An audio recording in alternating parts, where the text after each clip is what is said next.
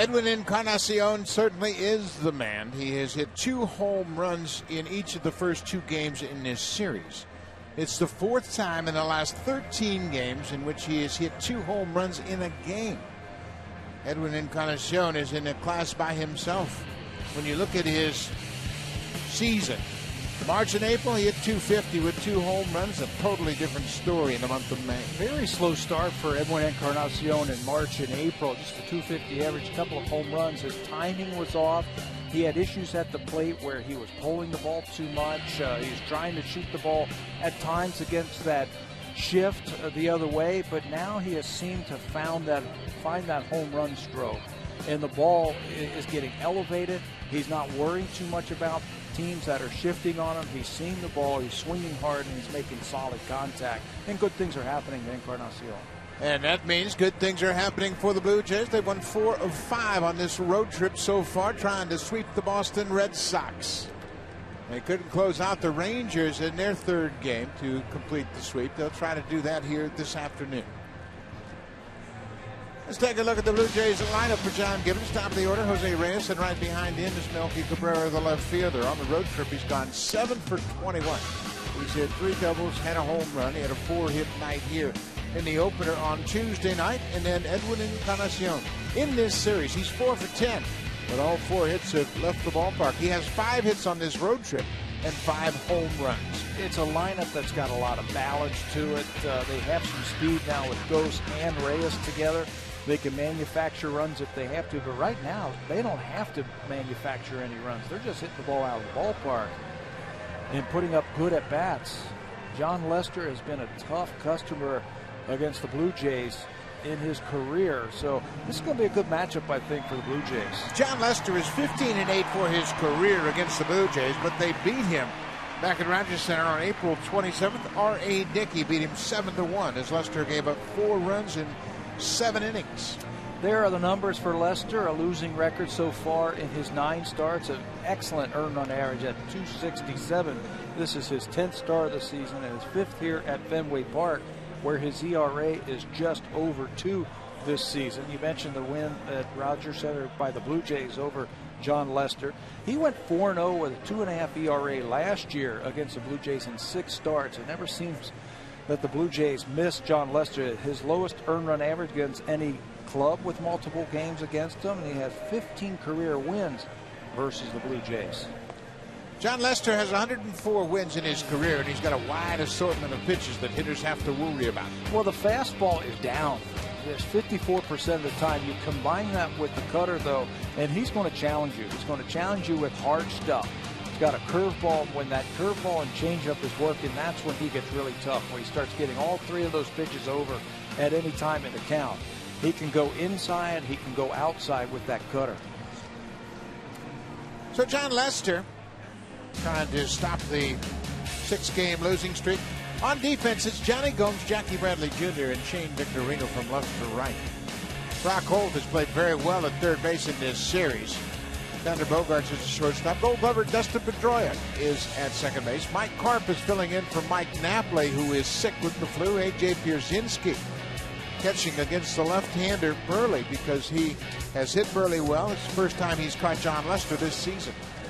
And whenever you talk about defense and the Boston Red Sox, you got to include Dustin Pedroia at second base. He's on his way again through another Gold Glove. He's only made 1 error this year, and that was to drop the ball at second base.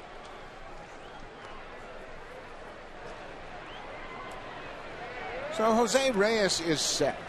He will step in, and he's waiting on John Lester to get comfortable on the rubber.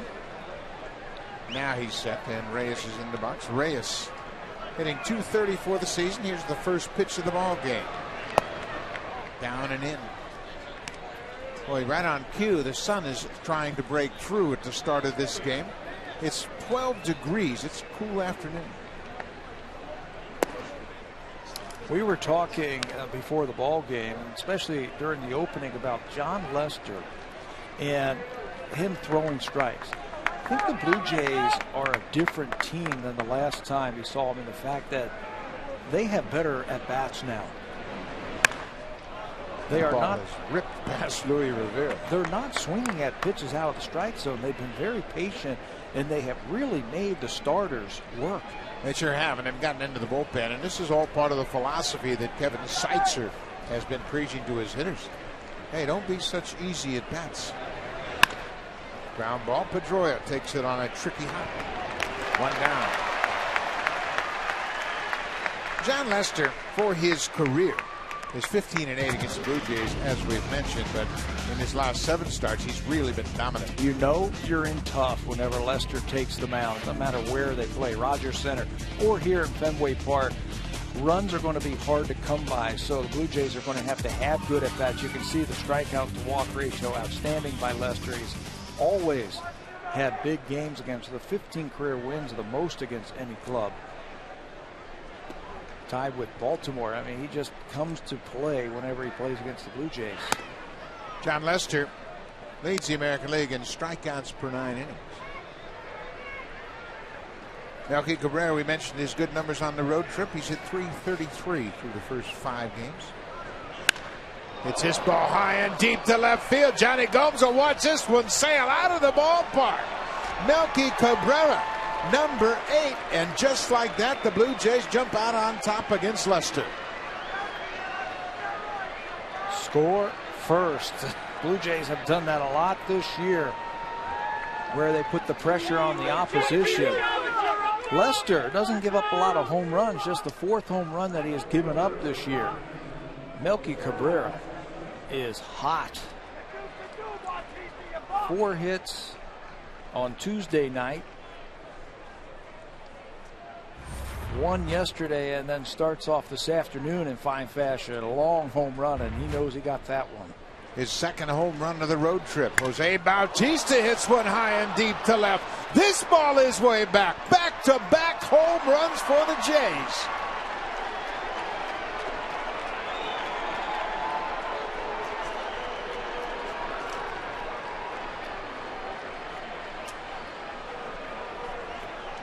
You got to make him throw strikes.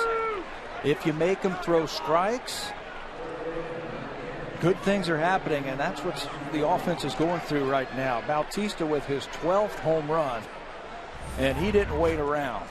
First pitch, see ya.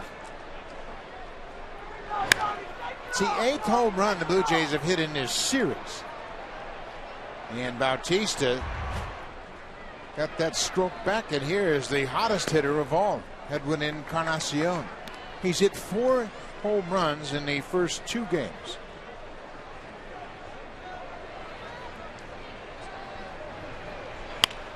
Hot shot. Brock Holt backhands it. Long throw in time. 2 down. So Melky Cabrera hits a 1-out home run. High over the green monster seats in left. Room service fastball right there from John Lester right there, Cabrera. And neither of these teams hit on the field today. They got their batting practice indoors today. So they're making their presence felt here in the first inning. 2nd time this year the Blue Jays have gone back-to-back. Encarnacion and Francisco did it earlier in the year.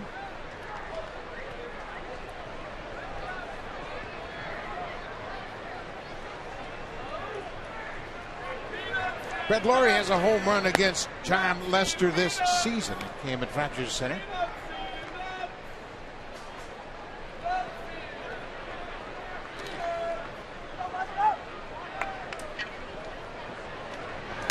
Had a good rip at that fastball.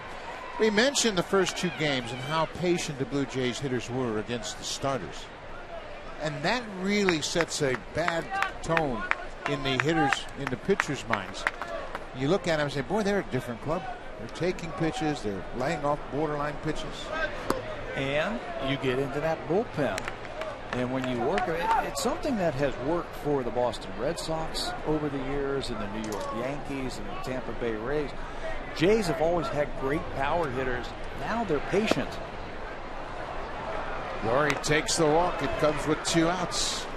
Blue Jays making Lester work here in the first. The Red Sox this season are 5-20 when the opponents score first. They just haven't been able to dig out of early deficits. Yanner Navarro, the catcher.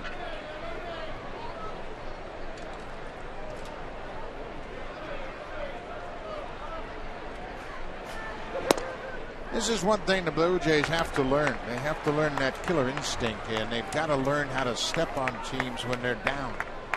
You've got to sweep this game today. You've got to wrap up this series. Take 5 of 6 on the road before you head home. This is the 4th time this year that the Blue Jays have had a chance to sweep a series. 3 previous times they lost.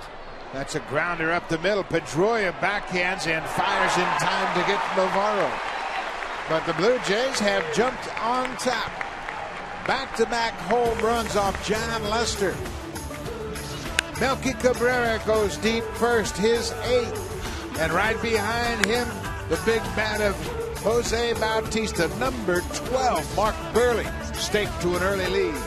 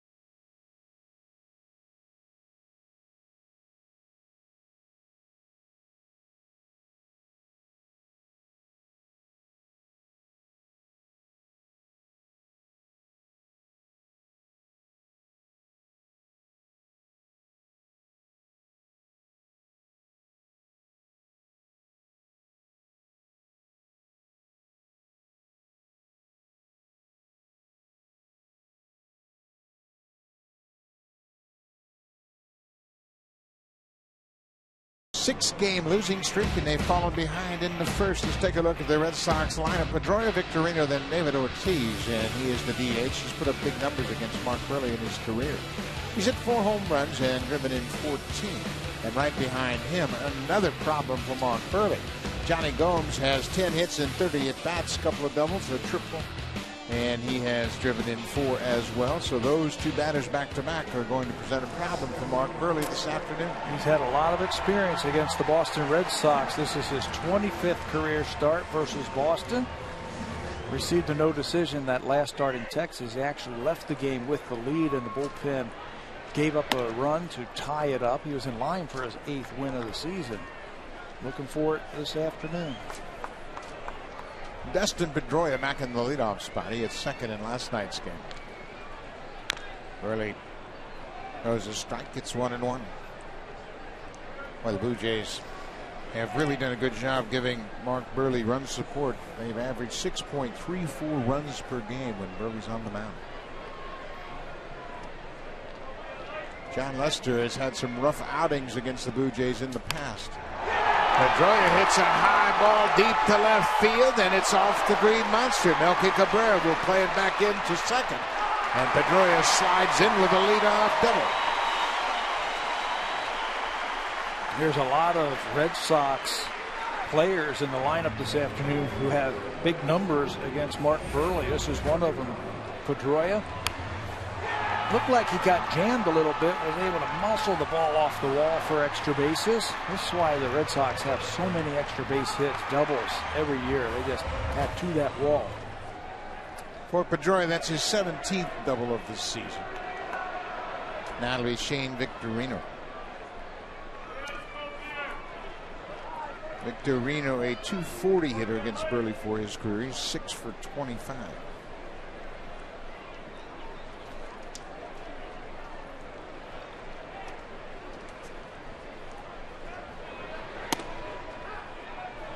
Mark Burley is up early in this ball game. Always much more effective when he Throws that ball down in the bottom of the strike zone. Victorino homered yesterday.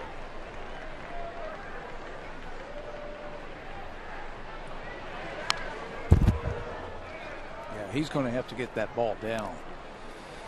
Doesn't throw that hard, but he's had outstanding control this season.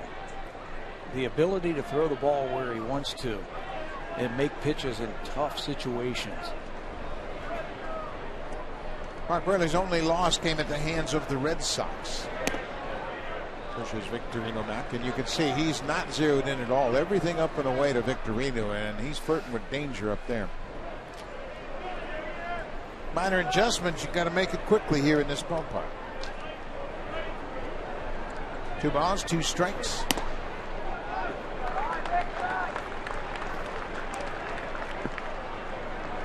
David Ortiz waits on Jack. Ortiz with 4 career home runs against Buehrle.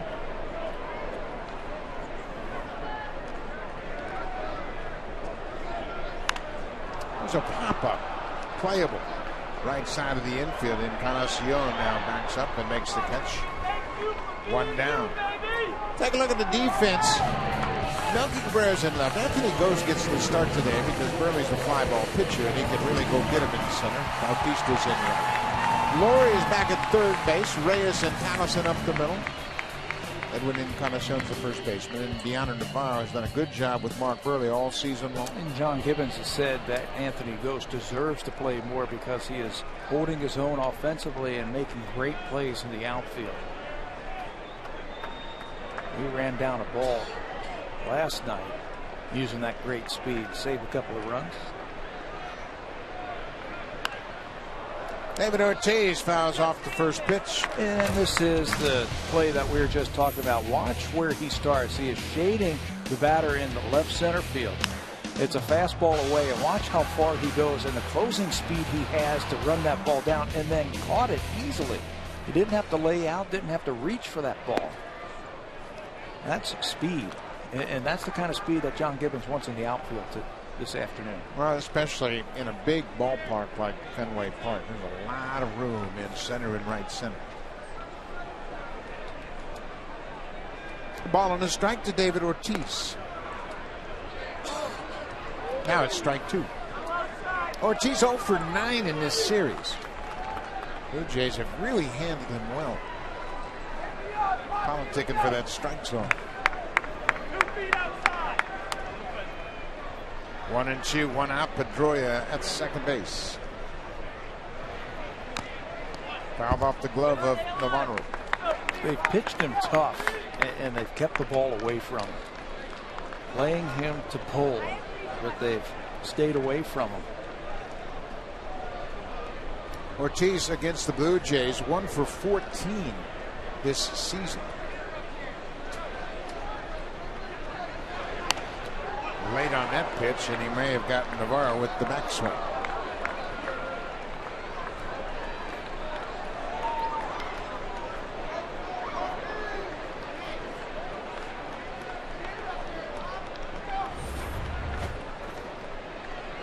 Let's see.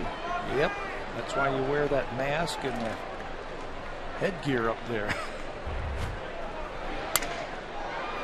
Ortiz gets jammed, hits the slow roller. Reyes from his position behind second throws him out, 2 down.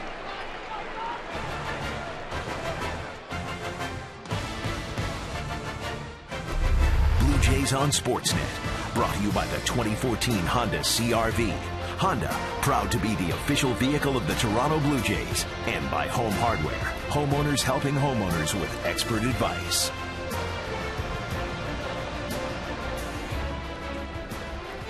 The rain has stopped for the moment here in Boston. Looked like it was going to rain all day long, but now the skies have lightened. 2 outs. Johnny Gomes, the left fielder. Gomes is 3 for 9 in this series with a homer.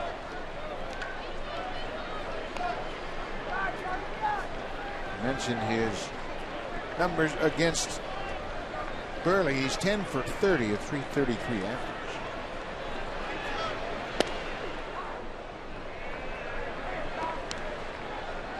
Well, he's getting closer. That's where you want to live right there. Down and away. Make him reach for that ball.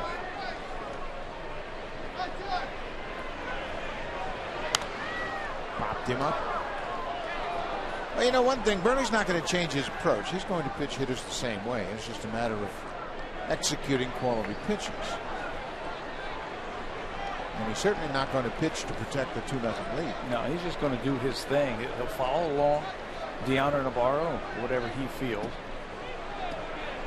and just execute your pitch. Curved ball, another foul back. Now, he's got Johnny Gomes set up for that inside fastball. He threw him a slow curveball. He waited back and had a good rip at it.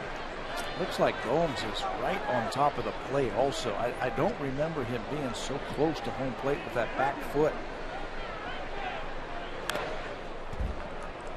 There's the inside fastball. He got a piece of it and stays alive. Well, he cut that right in on his hands, and it was almost an emergency hack by Gomes.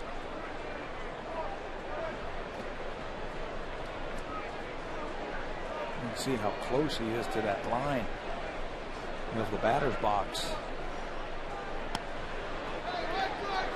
Missed the inside. A.J. Pierzynski is on deck. Pierzynski has hit well against his former battery mate. And an average over 400 against Burley. 2-2, now 4.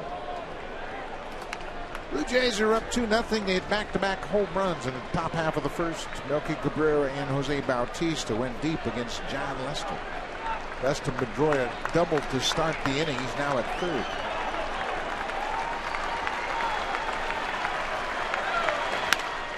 Line drive, base hit into center. Pedroia will come in to score. Johnny Gomes has gotten the run back. His 19th RBI of the season. He's another one that has had success against Mark Burley. Came into this game 333, 10 for 30. And 2 strikes. Red Sox, one of the best teams in baseball, getting base hits with 2 strikes.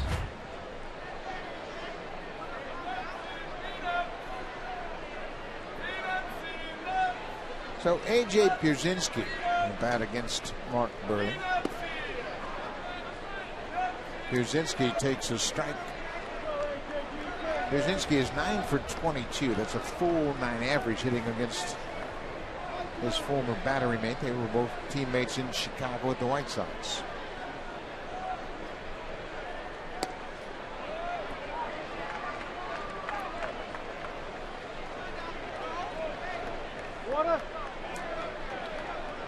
Played on that World Series team in 2005. So Pierzynski knows him as well as anybody.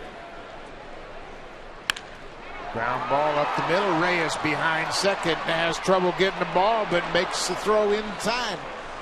Reyes was patient, never panicked. Once he found the handle, he throws out A.J. Pierzynski.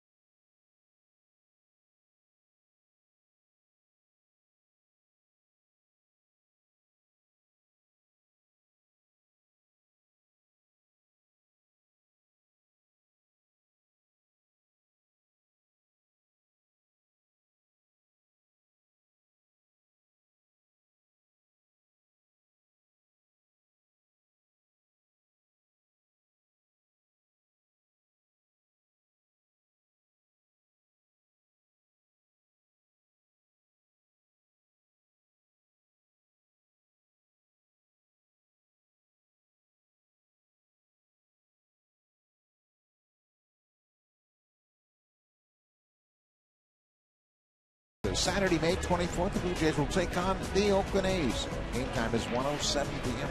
There are special kids prize tickets in the 200 and 500 level outfield seats. After the game, kids 14 and under can run the bases just like the pros. So call the Blue Jays today at 416-341-1234 to order your tickets. Or you can always get your tickets online at BlueJays.com.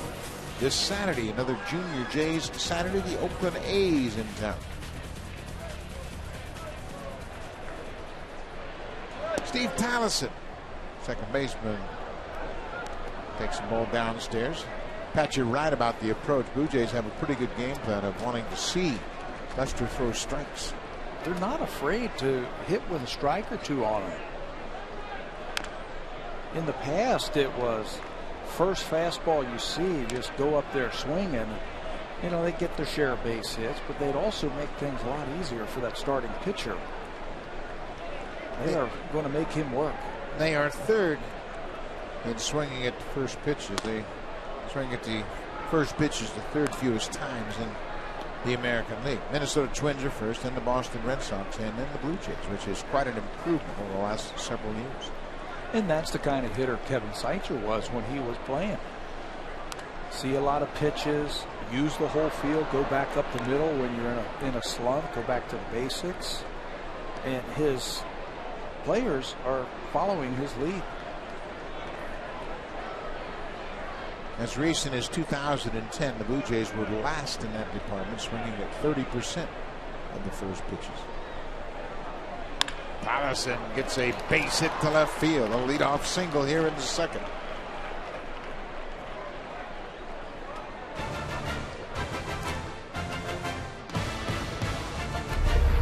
Blue Jays on Sportsnet. Brought to you by the 2014 Honda CR-V. Honda, proud to be the official vehicle of the Toronto Blue Jays.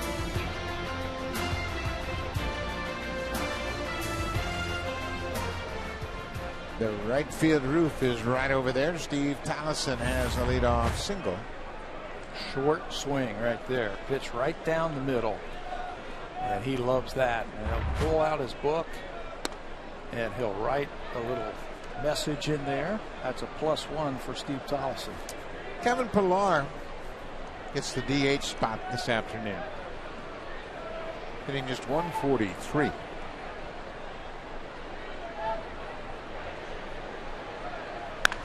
Rips that one into the seats. It's interesting why Pillar got the DH call today. John Gibbons was asked, well, why wasn't he put in the outfield? Maybe give Cabrera, Melky a day off and DH him, or Bautista let him DH it. John Gibbons' answer was, if we wanted to then pinch hit for Pillar later in the game with an Adam Lind, we would have been stuck. This is bounced off home plate. Holt's got a weight on it. Pillar runs well, and he'll beat it out. Back-to-back singles to start the inning. Taliesin goes to second. Pillar gets a base hit right off home plate.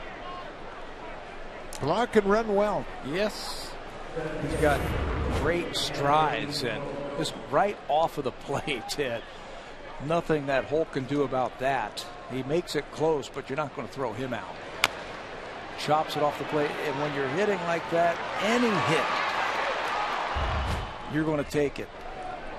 So now this is an interesting situation with the number 9 hitter, Anthony Gose. You can see Mike Carp at first, already well in on grass. They anticipate a bunt right here. But not a sacrifice.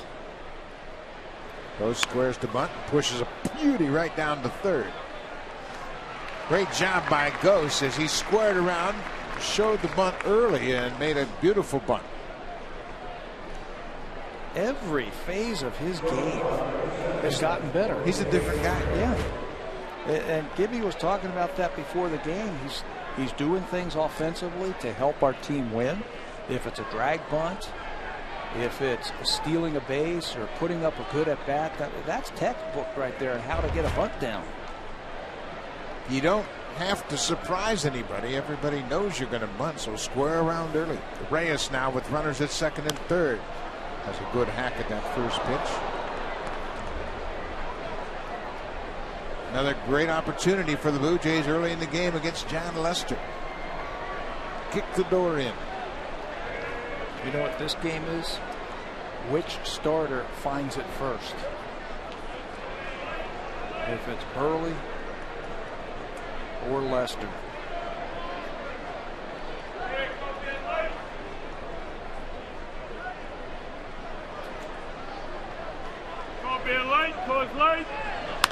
Reyes lines it into right center. That's going to score 2.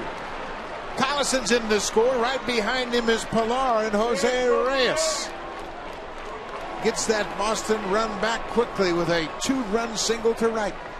You know, we've been talking about Reyes for about a week, and we're saying he's getting close. His timing looks like it's coming around. He's going to come up with some big base hits, and if the Blue Jays ever get his bat going, this is going to be a deep and tough lineup. Inside out swing by Reyes, and he cashes both of them. Single in the right field. Pilar took a couple of steps and then recognized that the center fielder had no chance of catching that one. He scores easily. That ball is up. Lester not happy with that one, but the Blue Jays certainly are. Jose Reyes, dangerous player. Reyes bluffed the break at first. Anthony goes. He can smile. He put down a perfect sacrifice bunt, and then Reyes capitalizes. For Reyes, RBIs number 12 and 13.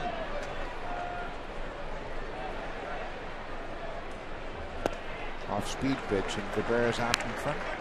Melky Cabrera and a solo home run with 1 out in the first, his 8th of the season. Then Bautista went back-to-back on the next pitch.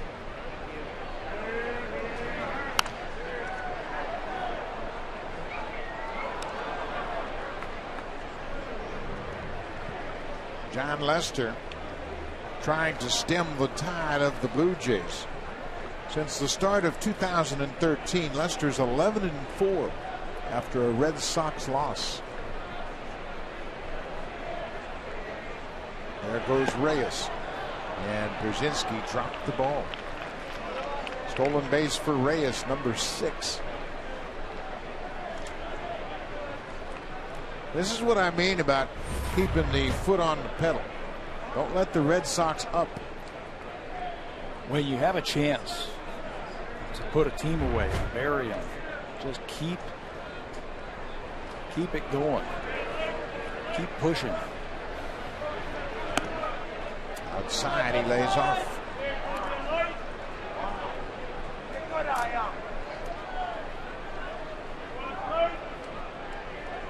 John Lester has suffered the worst games of his career at the hands of the Blue Jays.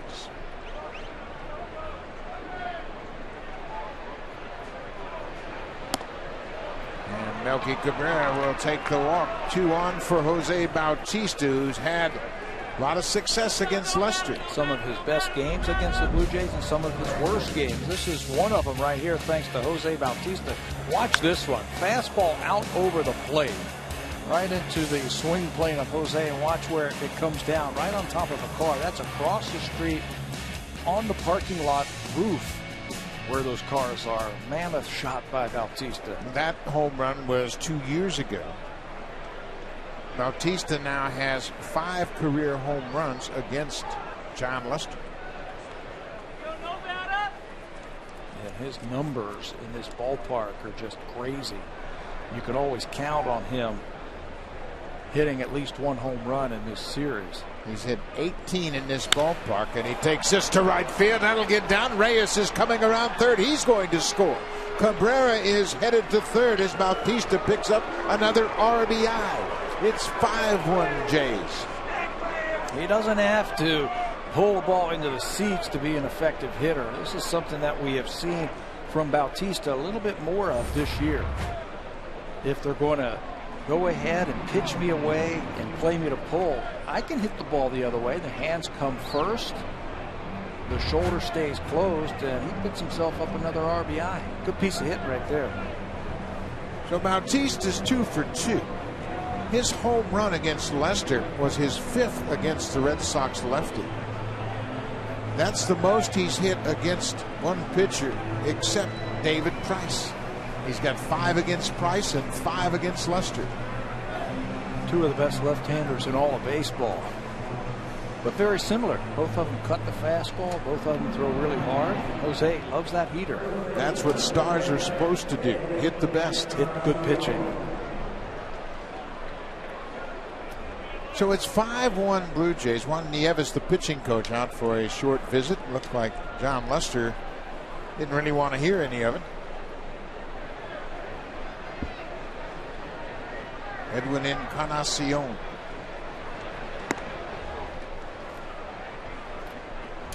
We mentioned Edwin has had 4 multi-home run games in his last 13 games. Hank Aaron never did that, nor did Babe Ruth or Willie Mays.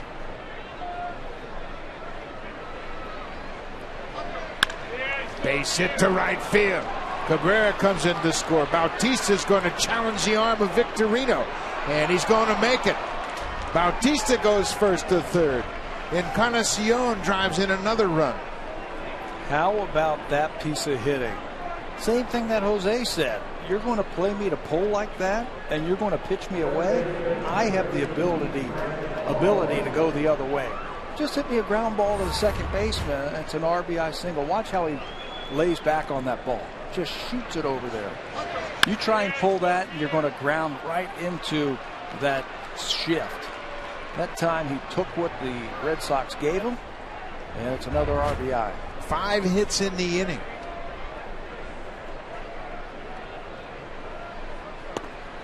Inside, he made Laurie move his feet.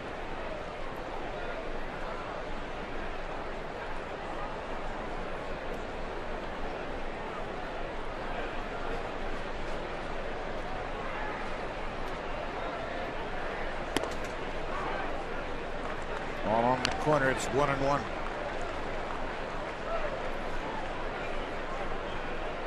One out. Runners at the corners. Bautista at third. Encarnacion at first.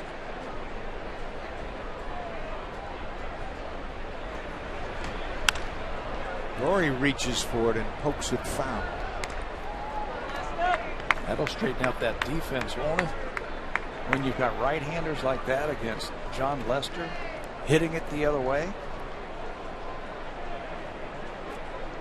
And the defense right now is as spread out as it can get.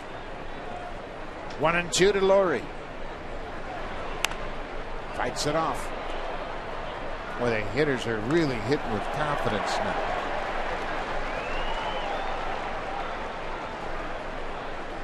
You can see that everybody's in a good frame of mind when they come to the plate. They're taking pitches, laying off the borderline pitches.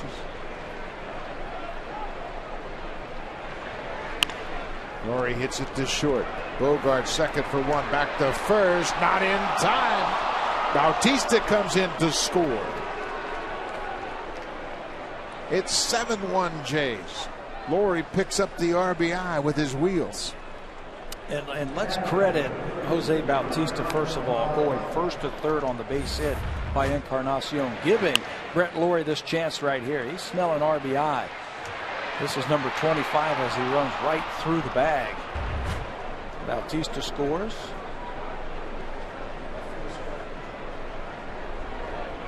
So now Deanna Navarro will be the 9th Jay to bat here in the second.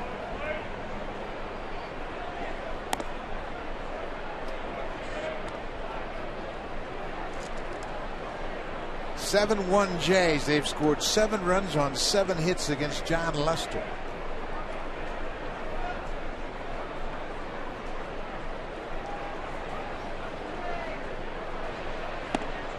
Navarro waves at that off-speed pitch. You know, and there's really nothing that John Farrell can do. He can't get somebody up this early in the ball game because the bullpen has really been taxed the first couple of games in this series. He's got to stick with Lester.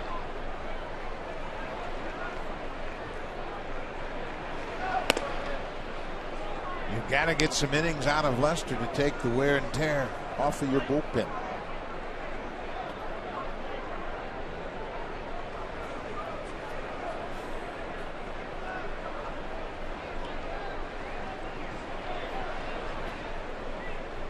Two balls and a strike to the Blue Jays catcher.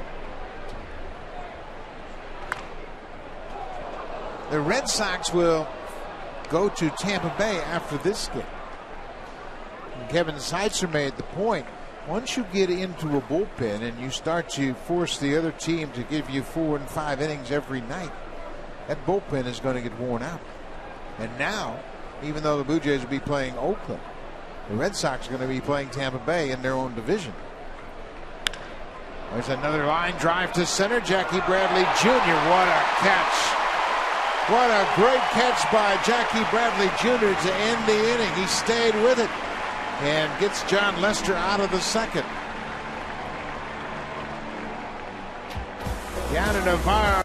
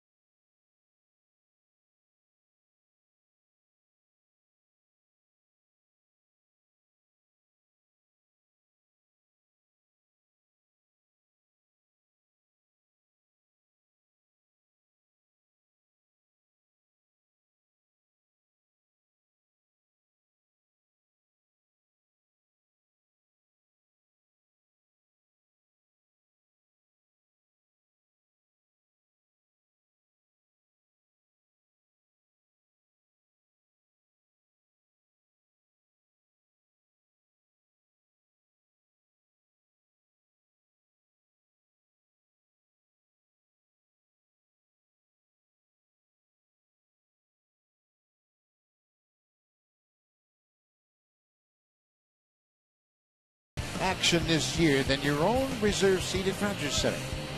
Great seats are still available, so call the Blue Jays for season tickets at 416-341-1234. Or log online at BlueJays.com and order your season tickets for the 2014 baseball season. Oakland A's will be in town tomorrow night for a 3-game series. Then Tampa Bay and the Kansas City Royals, long homestand. So make sure you check out the schedule and make your plans. Come on down to Rogers Center. The boys are starting to heat up.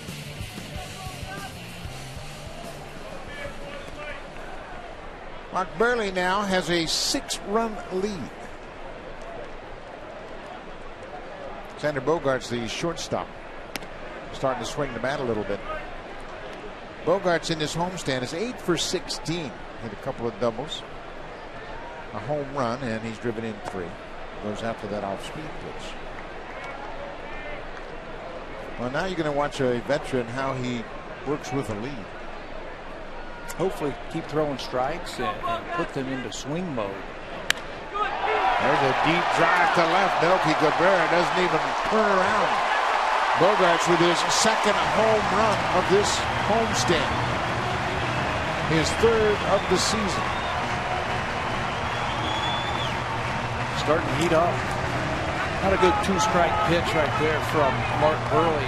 1 and 2, and you want to throw something outside the strike zone, expand it just a little bit. Maybe a young batter is going to chase.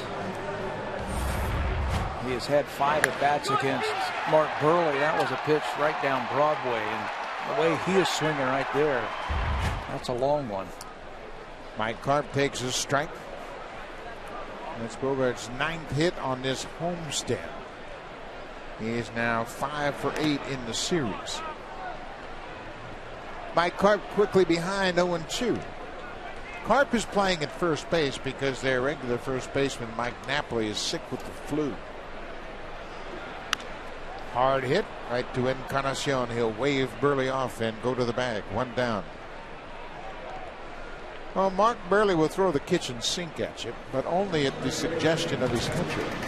He's got a little bit of everything to throw at you. I like how he evens everything up. That's John Lester right there. Mark Burley will throw the slider, he'll throw the cutter, he'll throw a curveball. His changeup has been outstanding. But more impressive is his fastball command. That's the pitch I think that has really been good to Burley this year. Fastball command, inside and outside.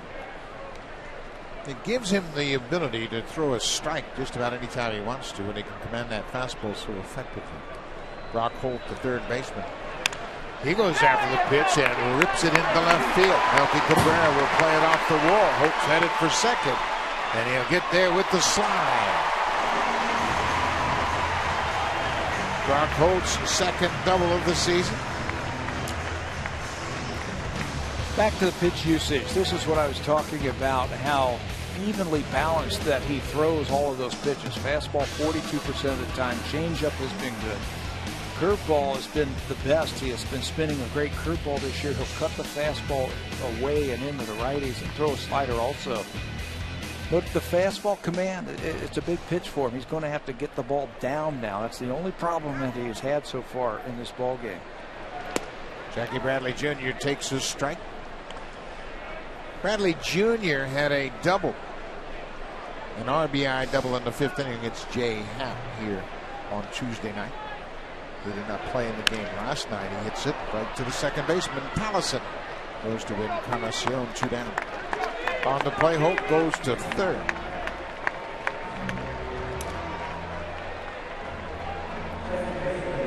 Burley's just got to think about getting outs now. Make sure you don't walk yourself into trouble.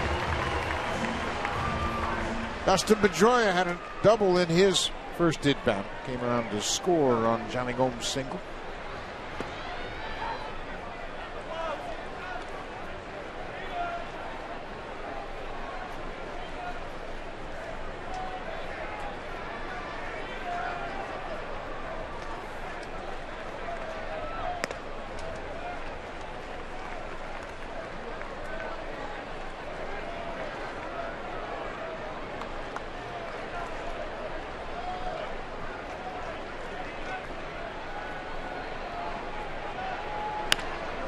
Pulled on the ground. Laurie got a nice hop. Pedroia is out. The inning is over, but the Red Sox score again. Single run in the bottom of the second. Xander Bogaerts, the shortstop, his third home run of the season, starting to heat up with the bat.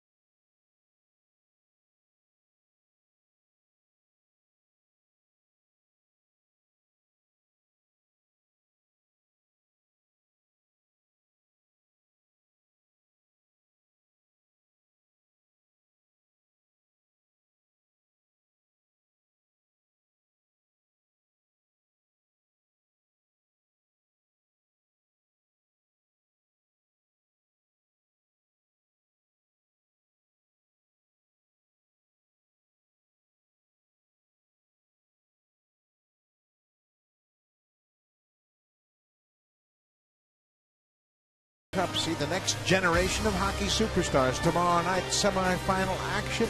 Edmonton takes on Valdor.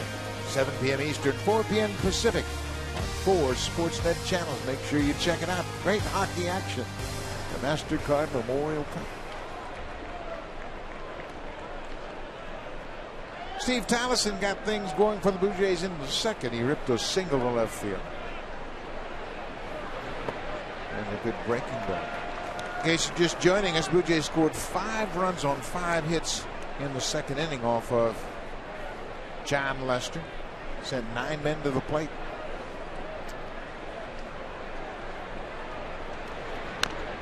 Little tapper foul at home plate. What impressed you most about that 5-run inning? I think the patience at the plate by the Blue Jays, making John Lester getting the ball over. Pilar with the infield single was set up with the 2 hits to start the inning, and then the ghost bunt really set the stages for the top of the lineup to do their thing. But their approach at the plate has been outstanding against Lester. We were hoping we would see this from them. It's a different team offensively than the one that Lester faced at Rogers Center earlier this year. And he had his hands full with him then at that time. Collison out on strikes, caught looking at that fastball, catches the inside corner. Look at the standings here at Fenway Park. They put them on the wall every day. That's a manually operated scoreboard, and it's nice to see the Blue Jays on top. Actually have more wins than anybody in the division. New York 24-21, then the Blue Jays. Baltimore half game back. That's got to be a good feeling for the players. You look up there and you see your name on top of the division. Pilar bounces this one. Brock Holt dropped it initially. Recovers in time to throw him out. 2 down. John Gibbons was asked that question today. So how does it feel to be tied for first place? And he had the best answer. He says, you know, I usually don't look at that kind of stuff. It's way too early to be worrying about where you are in the standings. He just wants his team to play good baseball, consistent baseball. And right now they're doing that. They're doing a little bit of everything to help them win every day. Anthony Gose, number 9 hitter. You know what it does? It shows the player the meaning of bunts like Anthony Gose. When it translates into the standings where you can see yourself in first place, all of a sudden it's not such a sacrifice to sacrifice. You take the me out of it. It's a we thing. We the team. You make a good play to help your team, or you make a good pitch to help your team, or get a big base hit. It's more about the name on the front of the jersey. Rose takes his strike. It's now 1-2. But when you have guys like Reyes, and Reyes is one of the few Blue Jays that has experienced winning, all of a sudden that winning feeling is contagious. You start to say, okay, we want to win this game. I think the Blue Jays, to a man, were disappointed they didn't sweep the Rangers. I do too. You had a chance to talk to some of the players on the ride over here from Texas, and they wanted to win that game. It just wasn't to be. Once you start realizing that, you're not happy with 2 out of 3. You start thinking about sweeps, and it's hard to sweep teams. It really is. It's the big leagues. It's tough to go on the road and sweep a team. They've had a chance to do that. When you get to the point where you hate losing, that's when you start to win.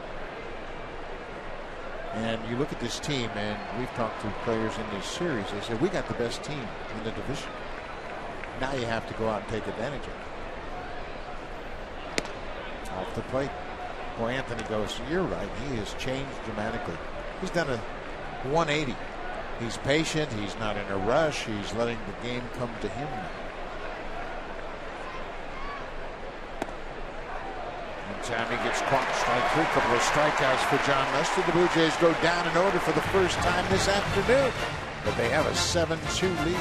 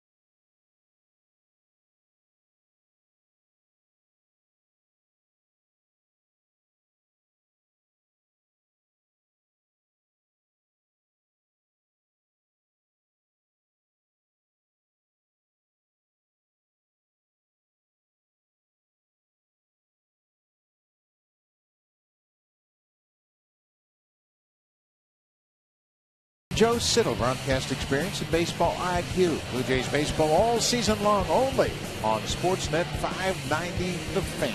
There they are, right next door. Yeah, we get to see them.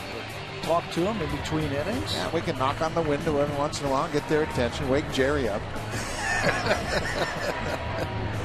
Joe and Jerry do a great job, and it's great to have Joe on board with us this year. He's a rookie in broadcasting, but he certainly doesn't come across like one. He's very adept to his job as the analyst on the radio show. And he will fill in from time to time for Pat when Pat takes some time off. Shane Victorino popped out to his first time.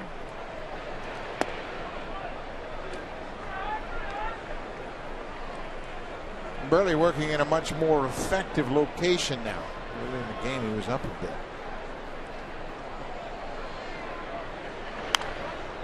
Gets that one up, and Victorino pops it up. That one might have been by design right there to Victorino. Whereas the first two down like that, and then you come up, change the eye level of the batter, stand them up. Now you have to go right back down there.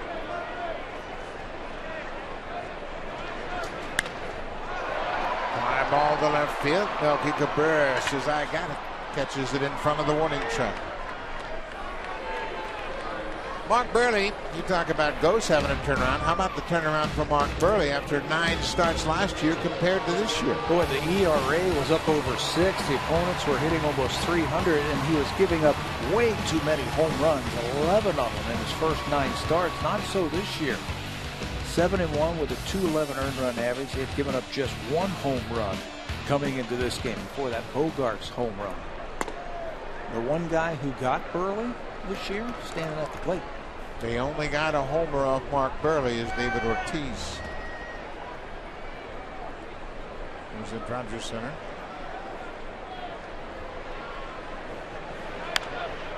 Boy, that was an indecisive swing if I've ever seen one. He wasn't really sure what he wanted to do with that pitch, but he fouls it out of play, and he's behind 0-2. I like it. He missed his spot, actually. He wanted that ball away. And David Ortiz let that ball get on him. And Burley strikes him out. Good fastball down and away. 2 down. First strikeout of the afternoon for Mark Burley. You can see Deanna Navarro saying, give me the ball up here, but it goes down and away. That could have been a deke right there. A decoy when you see the catcher like that, just in case that batter on deck might flash a sign or say something to the batter when he sees the catcher giving that high fastball. That was a cutter down and away.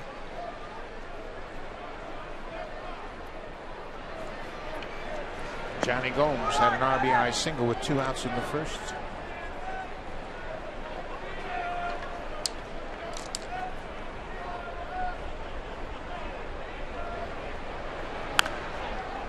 Pulls it into the Blue Jays dugout. Rattles around. Not much room down there to duck those baseballs once they come into the dugout. It's all concrete, and that thing will rattle around.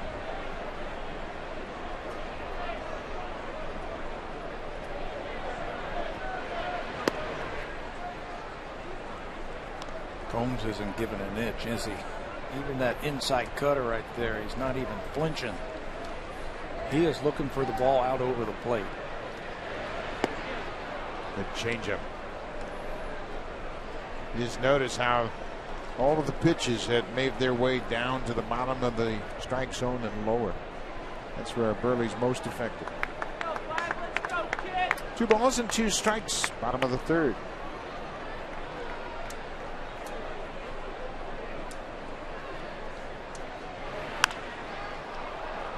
Popped up.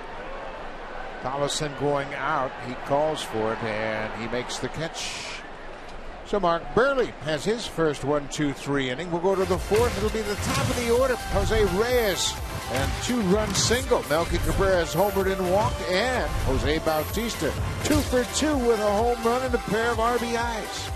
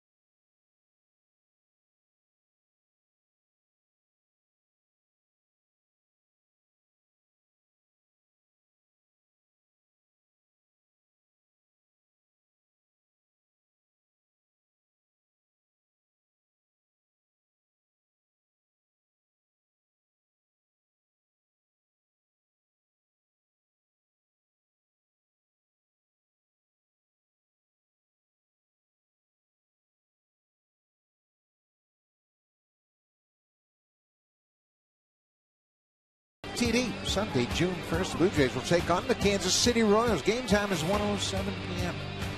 First 20,000 fans in the Rogers Center will receive a Blue Jays cowboy hat presented by TD. Call the Jays for tickets at 416-341-1234 or log online at bluejays.com and order your tickets for Blue Jays Country Day.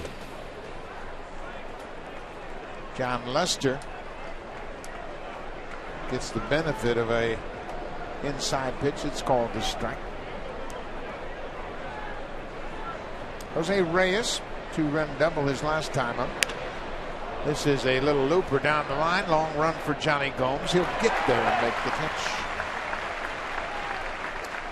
So Melky Cabrera put the Jays on top early with 1 out in the first. Hardly any movement with his lower half. He doesn't step out there, but he uses his hands. Not a long strider at the plate, and that helps him to hit 320.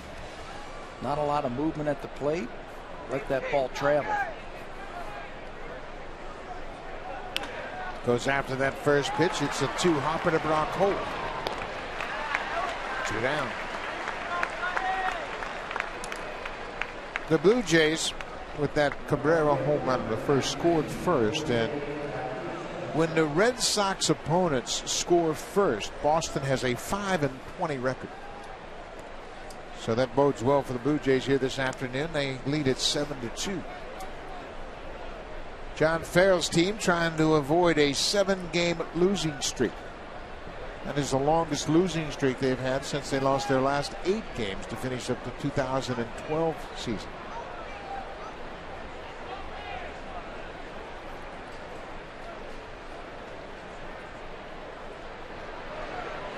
Jose Bautista 2 for 2. Hit a long home run back-to-back with Melky Cabrera in the first, and then an opposite field RBI single in the second. It looks like John Lester is going to the off-speed stuff now early in the count and then finishing it off with the cutter. Where at the first couple of innings it was hard stuff early. Back-to-back changeups to Bautista. He's got to try and figure out a way to get the Blue Jays off of his fastball. They've been on it all afternoon. So it looks like he's trying to go soft against them. And Bautista had a good rep and got a piece of that. 92 with the heater upstairs. When you're out there and you're getting knocked around like Lester did the first 2 innings of this ball game, you got to come up with a different game plan. Try something different, because that wasn't working. Bautista. It's a 1-hopper to the shortstop. Another 1-2-3 inning for John Lester. He has sorted things out the last 2 innings.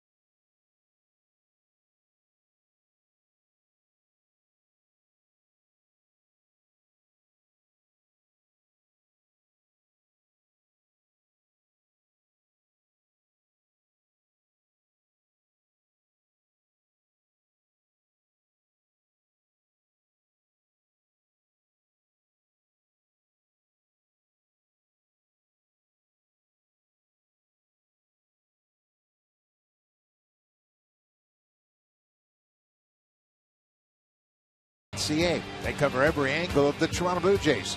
Shai Davidi takes you beyond the bases with in-depth analysis and expert opinion. Shai Davidi, MLB Insider, only on Sportsnet.ca. And that is Shai Davidi. And he might be an MLB Insider, but he doesn't get good seats. He's inside. He can't see. Shai does a great job. He's here working all the time. He gets to the ballpark early and leaves late. A.J. Pierzynski grounded out shortstop his first time up.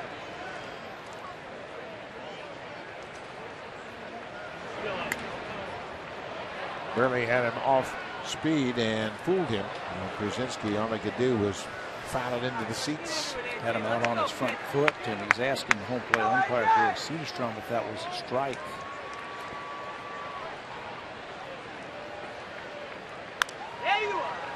Pulled down the first base line. Looks like somebody lost their nachos down there. That ball bounced right in the middle of those nachos. Any cheese on that baseball? Hey, my nachos. That was a heck of a play, though, by that guy in the Blue Jays jersey.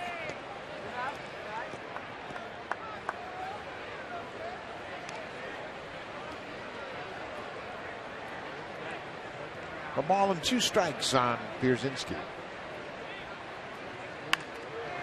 There's an opposite field base hit. Pierzynski went upstairs and got that fastball. Melky Cabrera hustles it back in. A.J. Pierzynski with a leadoff single.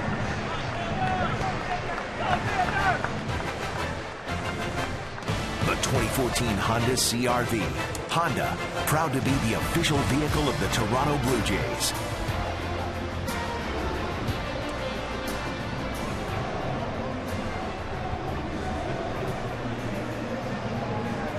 Pierzynski leads off with a single. Xander Bogaerts homered his first time up. Bogaerts at 21 is the youngest qualified player in the major leagues. Qualified, we mean qualified for the batting title. Getting 3.2 at bats per ball game. That's how you qualify for a batting title. Bogaerts at 21. Boston hasn't had a player 21 or younger qualify over a full season since 1966. Tony Conigliaro. Shows you the kind of talent that this young man has right here, and they think a lot of him.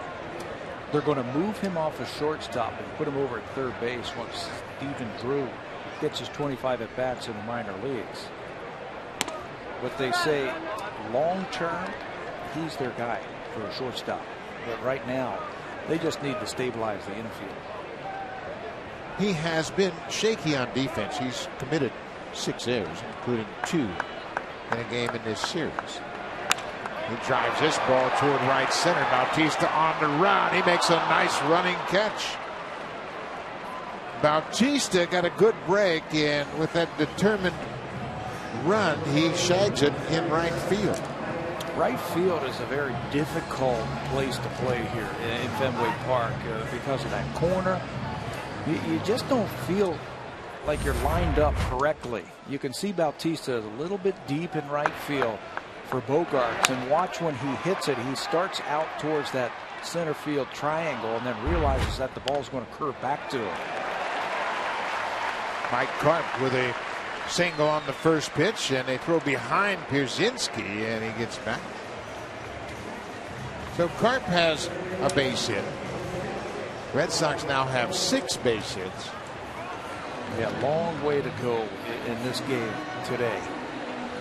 So I think Lester looks like he's starting to figure his thing out. Mark Burley's going to have to start figuring out his thing, get the ball down and get it on the ground. Burley needs a double play. Brock Holt, the third baseman, hit a double his first time up.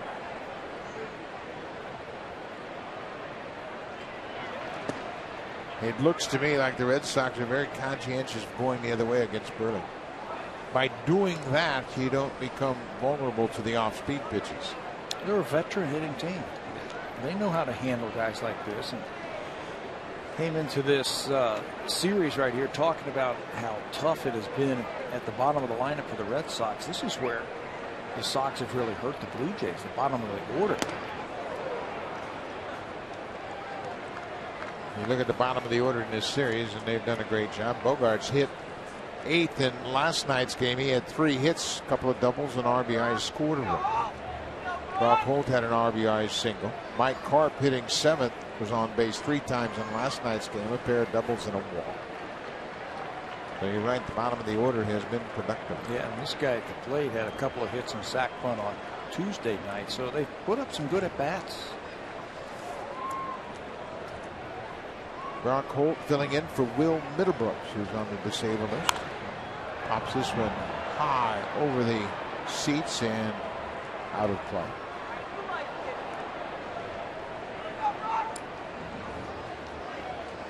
Middlebrooks has a broken finger. He's just had the splint removed. He got hit by a pitch, and he is not ready to resume baseball activities just yet.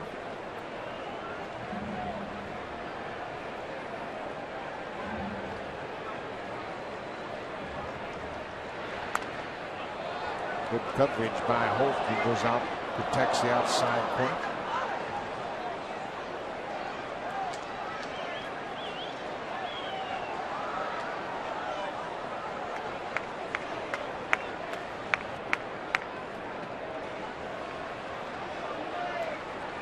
Blue Jays lead at 7-2. They scored 2 in the first and 5 in the second. Thea down at third base. Mark Reppiger says no swing.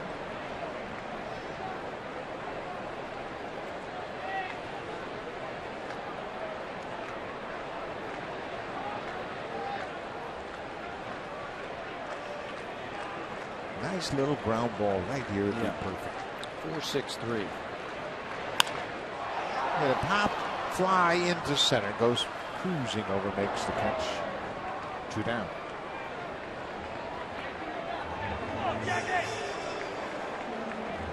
Pierzynski still at second. He singled to start the inning. Mike Karp's at first. He had a 1-out single. Number 9 hitters, Jackie Bradley Jr. Jackie Bradley Jr., another one of those young players they've tried to utilize up the middle. Bogarts at short and Bradley Jr. in center.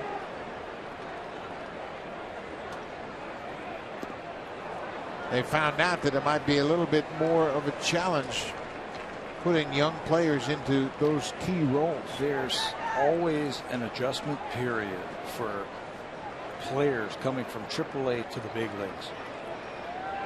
Unless you're a superstar who just comes up here and they've been doing it their whole life, like a Manny Ramirez or a Mike Trout or a Manny Machado. Yeah. I mean, those guys were born to play baseball. But you make it to the big league, there's an adjustment period. It's tougher. The pitching is tougher.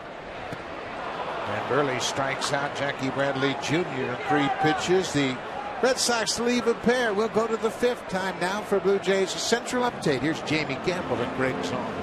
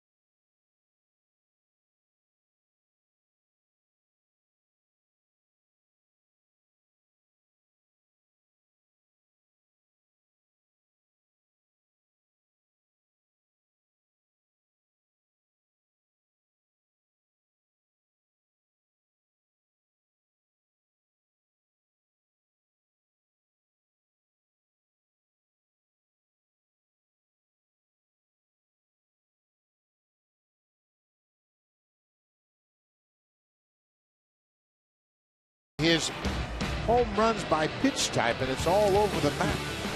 You know, look at if you can look at that line, and it almost looks like a line that starts up and away to down and in, a straight line down and in. He's hit all the pitches, the fastball, the changeup, the curveball, and the slider, but it's up and away and down and in. And that speaks volume to what the pitchers should be trying to do to him, up and in, down and away.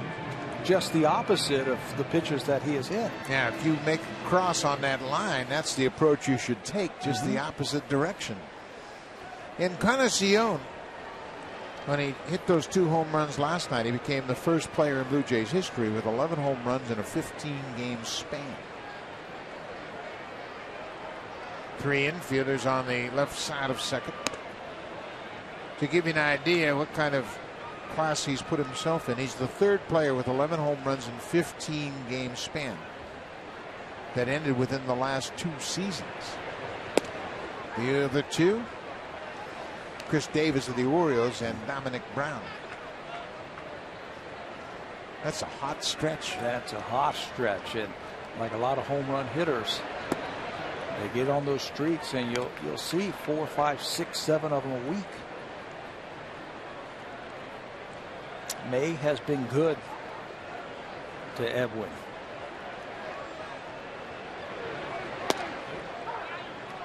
He didn't like that call. And now he is discussing it with Gary Cedarstrom. Looks like they're having a civil conversation. You know, it's okay to question it, but I don't think you can be so demonstrative. Umpires don't like that. Watch the reaction. It looked like it was low.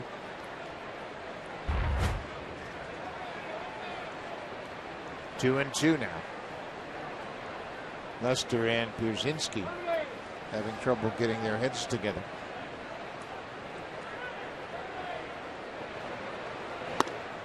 Took a shot at that inside corner. This is the first time Pierzynski has caught Lester this year.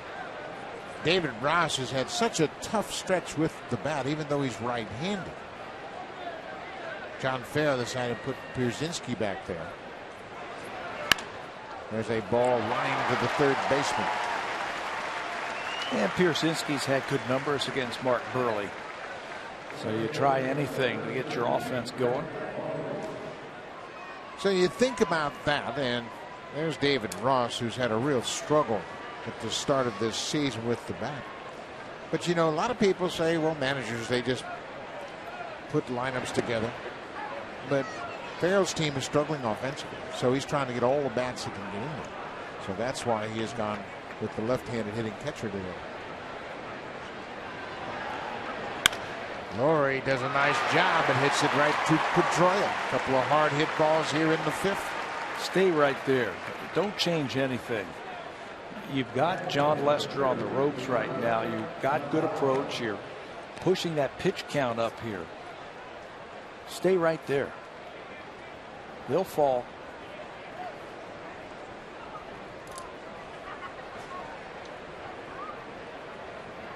Gianni Navarro has gone 0 for 2. He was robbed of a base hit and an RBI.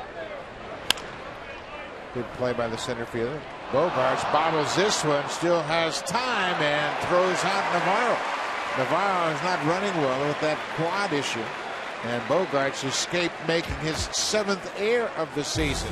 Anybody else, that's going to be an error, but Bogarts throws out Navarro to end the inning.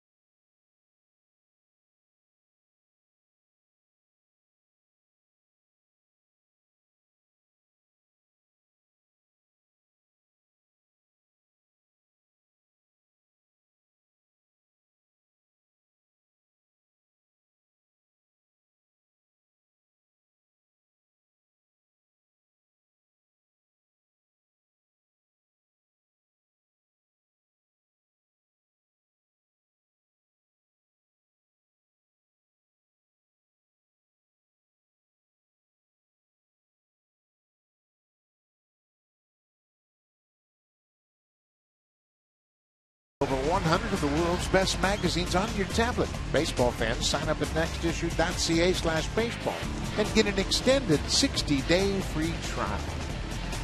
Now that is an afternoon for a father. Bring your daughter to the ballpark, buy her a big, big bag of popcorn, and sit in the front row and watch the Red Sox.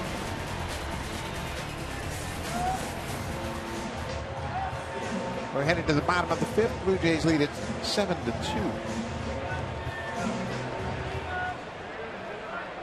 In the top of the order for the Sox, Dustin Pedroia, Shane Victorino, David Ortiz. Burley delivers a strike. Boy, it'd be nice for Burley to pitch 7-8 innings here tonight. Give the bullpen a little bit of a break before the Oakland A's come to town. There's a couple of question marks down there this afternoon. Casey Jansen's thrown back-to-back games, and originally he was out, but he went to the skipper today and said, don't count me out just yet. If you need me, you can use me. Aaron Loop, I believe, is unavailable this afternoon, as is Steve Delabar. Well, Casey Jansen, he knocked on the manager's door and said, hey, don't just cross me out. Let me go out and throw a little bit, see how I feel, and I'll let you know.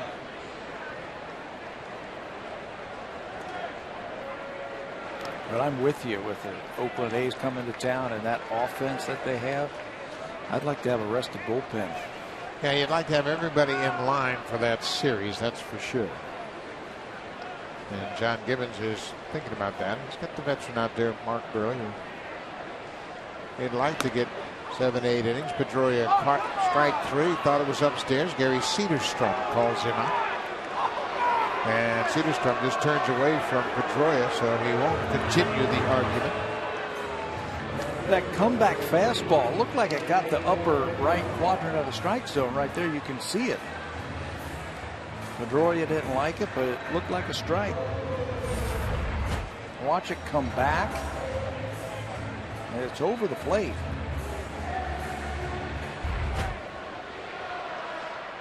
Frustrating times for the Red Sox.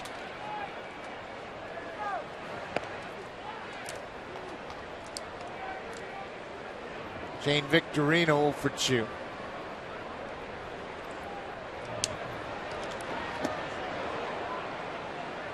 Burley's a little more locked in right now. Changing speeds effectively.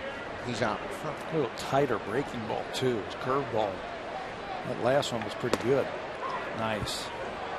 That's what we have seen from Burley most of the season. The ability to command that fastball. Right on the inner half. Red Sox like to work the count, but if you keep pumping quality pitches like this, you're going to have a short at bat. 3 strikeouts in a row. Burley got Jackie Bradley Jr. to end the 4th. Now he's got Dustin Pedroia and Shane Victorino. Right back to Burley. He'll hustle after it. He knows he's got time, and Ortiz is out. Mark Burley, the Gold Glover, never gave up on it. He knew who was running, and he throws out Ortiz.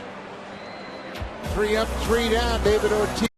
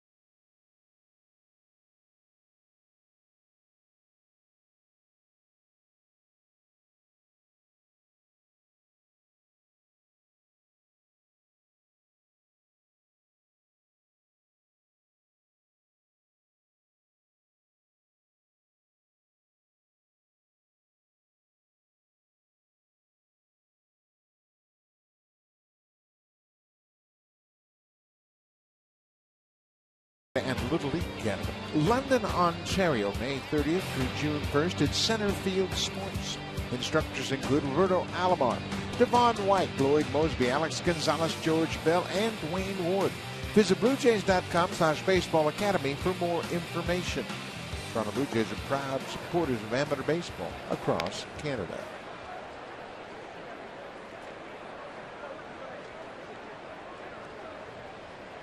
Steve Tollison leading off an inning for the third time already this afternoon. Chases a bad pitch downstairs. Tollison started the 5-run rally in the second with a leadoff single. He was caught looking at strike 3 in the third.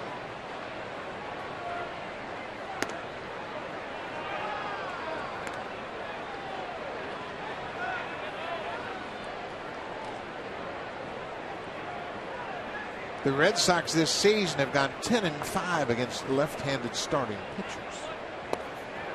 Another pitch that's downstairs. Tollison strikes out.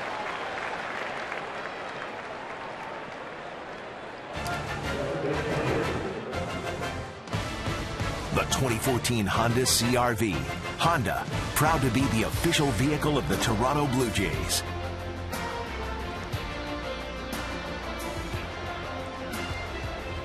Fenway Park has undergone some terrific renovations. They've widened the concourses. It's much more fan-friendly now. Kevin Pillar shows bunt. John Lester has retired 11 straight. He's kind of sorted things out after a rocky start. Blue Jays haven't had a base runner since the second. The last base hit was by Encarnacion. Single to right field, knocked in a run, and then they haven't got a hit since.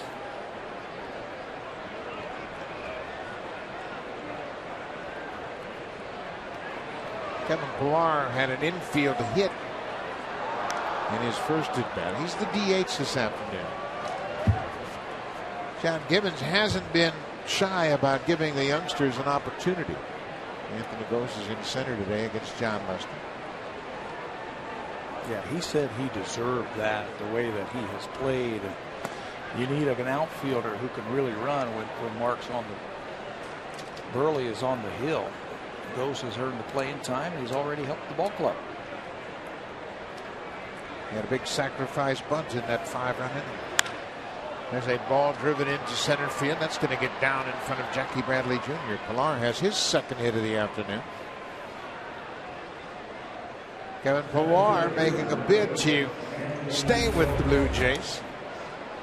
It's the start today against the left-hander Lester. I was talking to him the other day, and he says he feels so much more comfortable the second time around. He has faced these pitchers.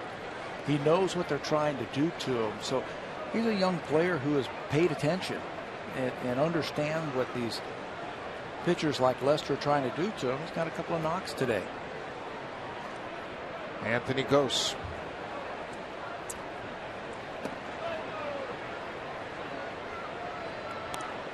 I think when young players first get to the big leagues, they try to hit every pitch.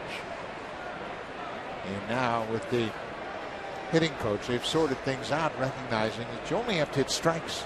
You don't have to hit them all. Well, they're also facing pitchers who can execute game plans. There goes the runner. The hit and run is on. Pillar is out at second. Gose swung right through the pitch.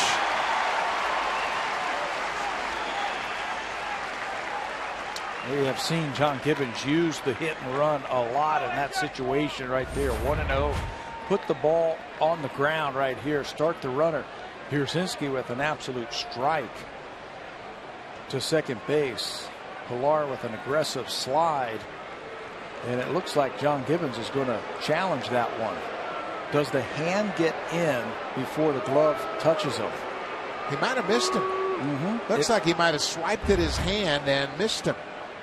Lance Barksdale is the second base umpire. It was a high, excuse me, Buck, a high tag by Bogart.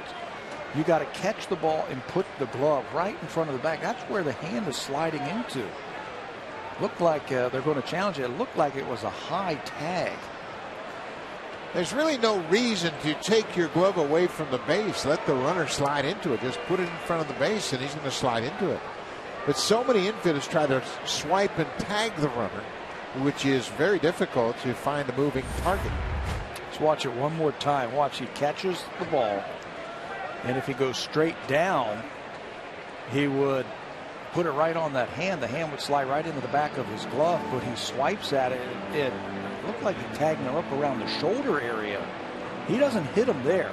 He tags him up around the shoulder, and it looked like the hand might be in there. Bogaerts had a perfect position. He was straddling the bag, waiting for the throw, and if you just take the glove straight down, Pilar is going to go for one spot. That's second base. You don't have to try to find him. So the umpire crew chief is Gary Cederstrom. He's the home plate umpire. The umpire that made the call is Lance Barksdale. And now they appear to have a resolution. Looked like Cederstrom was not ready to take his headset off. Well, hopefully there's enough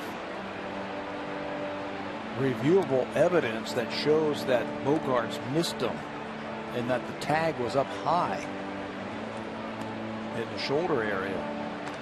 And the finger might have got in there of Kevin Pilar. This is the one thing I think they're going to have to solve, is not allowing the managers to review it before they ask for the review. There's another look at it. It looked like he missed his hand when he swiped for it. Is that enough evidence to show them? That's what it's going to come down to.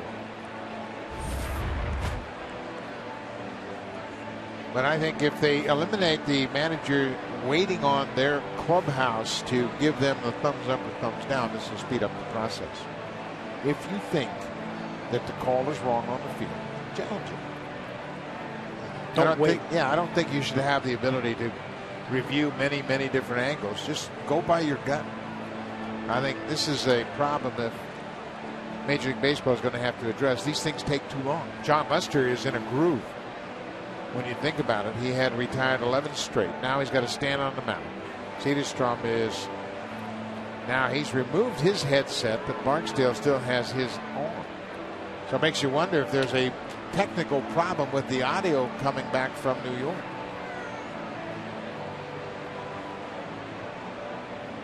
And now he's going to put it back on. And it looks like the technician there is trying to help him with the audio from New York.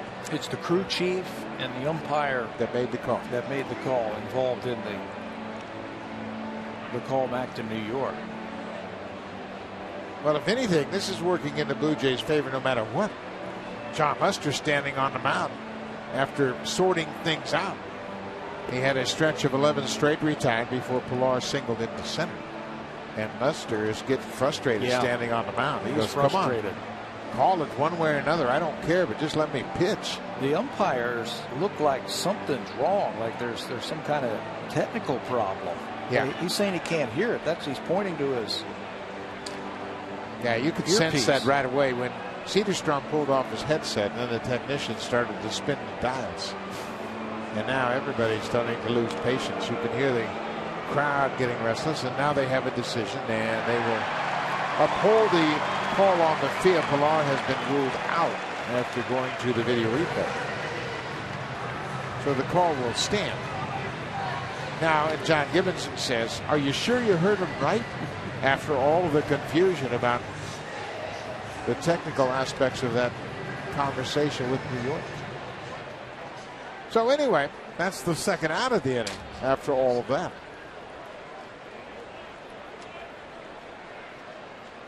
John Lester wants to make sure the count is correct. It's 1-1. Anthony goes to the batter.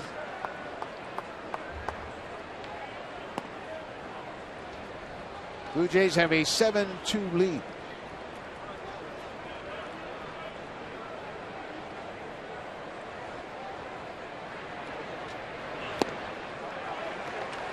Now it's 2-2.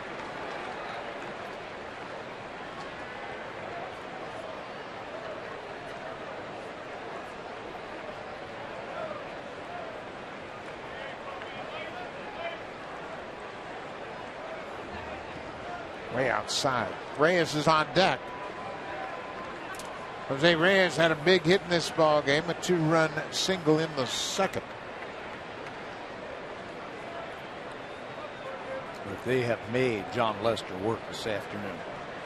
They have really forced him into the strike zone. He's thrown 92 pitches. And again, the Blue Jays doing a terrific job. Kevin Seitzer talked to them about this in spring training, and they all kind of looked at him cross-eyed. What do you mean get into the bullpen early? He said it'll have an impact for the whole series, and it'll impact that team in their next series. Anthony Ghost drives this to left field, and that's going to get down and go up against the wall. Jackie Bradley Jr. plays it off the wall, and Ghost is at second with a double. His third double of the season. Boy, that's a beautiful swing if he could just stay right there. Facing a tough left-hander, stays right in with 2 strikes. You don't have to overswing on a pitch like that. Just make good, solid contact, and good things are going to happen. Don't overdo it. Good piece of hit there. So Ghost is in scoring position for Jose Reyes, the leadoff man. 9 hits now for the Blue Jays.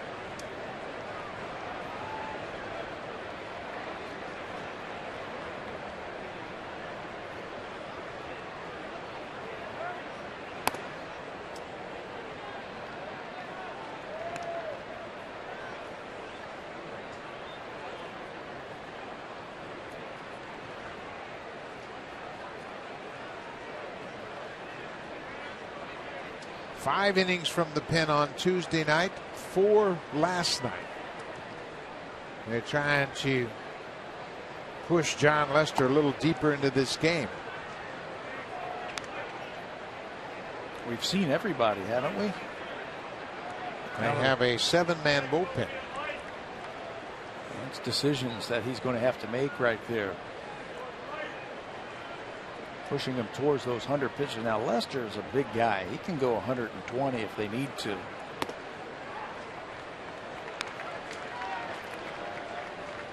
And it's a double-edged sword. You want to pitch Lester, especially if he's effective, but you just don't want him out there throwing. Now it looks like the Red Sox pen is going to start throwing. I believe it's Burton Badenhop.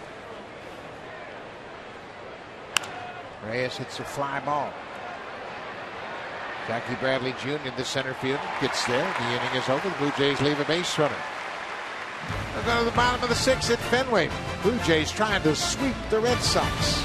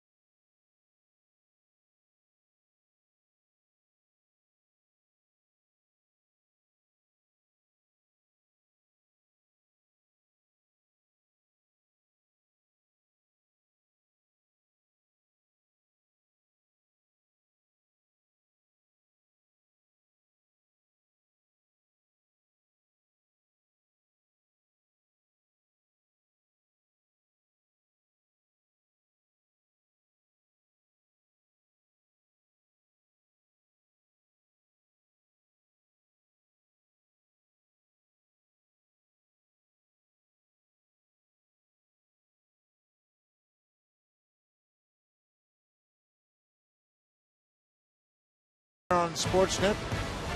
MLB baseball, the Yankees at Chicago take on the White Sox. David Phelps will go to the mound for New York. Chris Sale will make his first start since April 17th. Coming off the disabled list, the left-hander on the mound tonight to take on the Yankees. It all starts at 8 p.m. Eastern. That's 5 p.m. Pacific, right here on Sportsnet.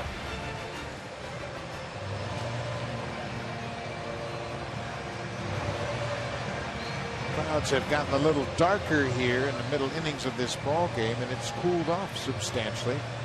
Game time temperature was 12 degrees at the start of this game. Tell you what, the hitters couldn't have asked for a better day when you have a 4 o'clock start, overcast day, and the shadows are not a concern. Johnny Gomes takes a first pitch strike. You know, that's the first thing I thought of when I saw 4 o'clock on the start time. That's going to be murder. The shadows, 2 good pitchers. This is perfect. The lights are on. It's overcast. No problem seeing the ball. When Roger Clemens was with the Blue Jays and made his return to Fenway Park, I believe it was a 5 o'clock start. He went up against Aaron Seeley. Nobody has seen the ball yet.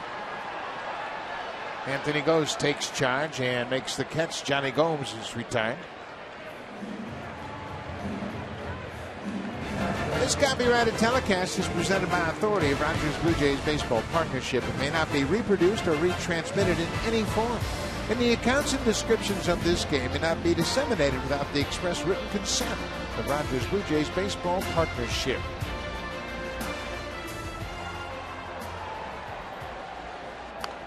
A.J. Pierzynski goes after the first pitch. You know, you talk about Roger Clemens pitching here in twilight. I got to face him one afternoon, day game, bright day, and they didn't cover up those center field seats. Couldn't see the ball. It was unbelievable. There it is right there.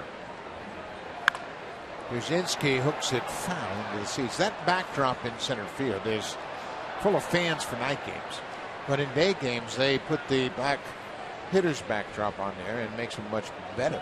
But even on a sunny day, it still becomes a challenge. Yeah, it's tough. Now, they didn't have it on there that one day when Clemens, and remember, he was right over the top. It's a high fly ball to right. Bautista calling for it.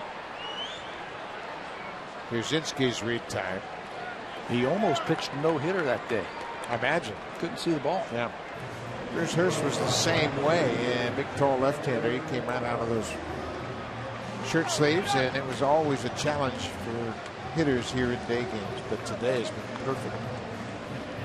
The Blue Jay hitters have responded accordingly. They've scored 7 runs on 9 hits and hit 2 more home runs. Blue Jays might be getting out of town at the right time as far as Bogaerts is concerned. He's had a good series. He homered in his first at bat, came leading off the second inning. Bautista made a nice running catch on him in the 4th, take a hit away from him. Starting to swing the bat. Starting to figure it out there. His last 8 games, he had multi-hit games, the first 2 games in this homestand. And he has continued to hit the Blue Jays. He'll hit. I mean, he's only 21 years old. Usually 21-year-old kids are in Double-A at the highest level. Probably A-ball. Sharply hit. Reyes takes it on an in-between. Bogaerts is retired. The inning is over. 3 up, 3 down, and the 6th would go to the 7th. Blue Jays up 7-2.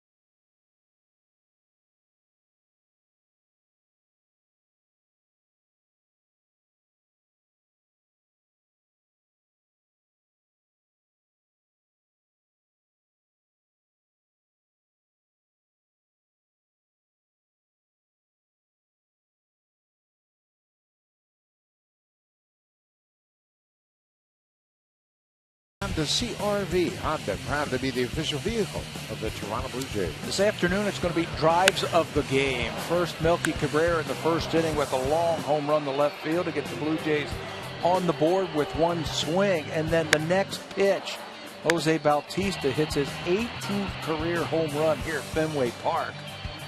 Right off that sign in deep left center field. This afternoon's drives of the game. Melky Cabrera's had a good road trip. He had that home run, and then he walked and scored in the second. He's officially 1 for 2 so far this afternoon. Melky has driven in 6 runs in the 6 games on this road trip. I love his approach at the plate. It's very quiet. The only thing's moving is that bat. Reaches for that one. Pedroia will take it on a short hop. Jose Bautista's had a good day at the plate and in the field. Well, first of all, here's the home run. You know he's always good for at least one when the Blue Jays visit Fenway Park, and if you try to pitch him away, he can slice that ball the other way, and he's always been a good defender. Taking away a hit from Xander Bogaerts. Jose doing a little bit of everything this afternoon. Everybody has chipped in this ball game, and quite frankly, everybody has chipped in during the 6 games.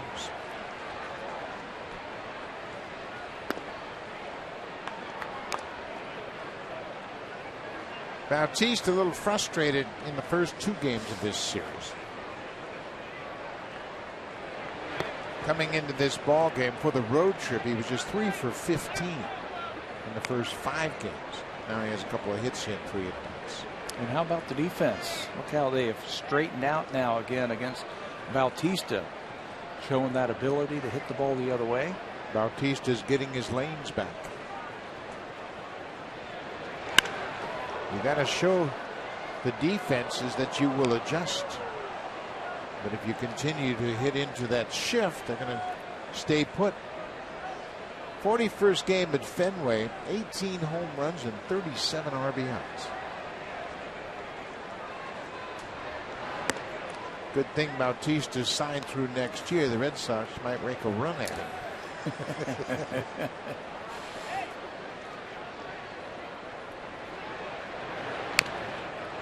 We had a home run cut again. He's seeing the ball well today against Lester. Going yard here at Fenway Park. The most home runs hit by Blue Jays in this ballpark. Bautista 8 ahead of Vernon Wells. Jesse Barfield had 9, and Joe Carter as well enjoyed hitting here at Fenway. Line past Brock Holt off his glove, and that goes into left field. Bautista with his 3rd hit of the afternoon. So that'll bring Edwin Encarnacion to the plate. And you look at the master blaster since May 6, he's the leader of the pack. How about those sluggers? Yasiel Puig has been very good. Victor Martinez outstanding. Of course, Miguel Cabrera and David Ortiz. But it's Edwin who has almost doubled some of those guys. Just had a great month of May. Now John Farrell will make the pitching change. John Lester will come out. He goes 6 1/3.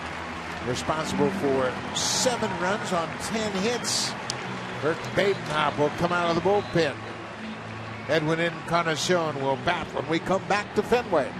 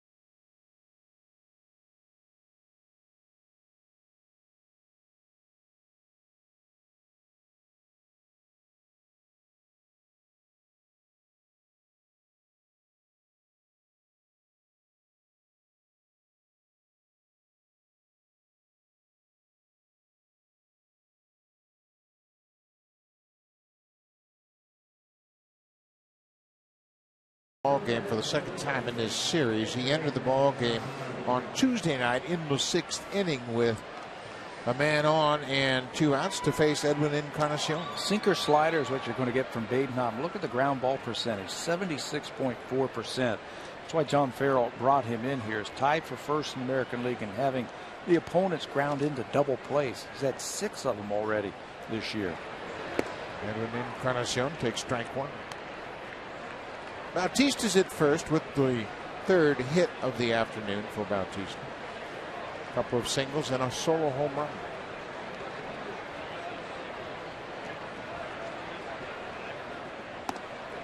I can't believe Encarnacion hasn't hit a home run yet.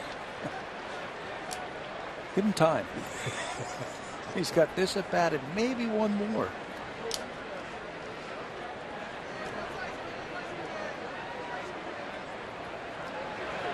You know, side on this trip, Edwin finally got a single or something other than a home run on this trip. Coming into this game, he had 5 hits on the road trip. All 5 hits were home runs.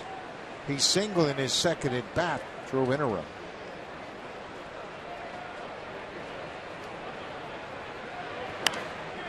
He stays alive as he spoils that break.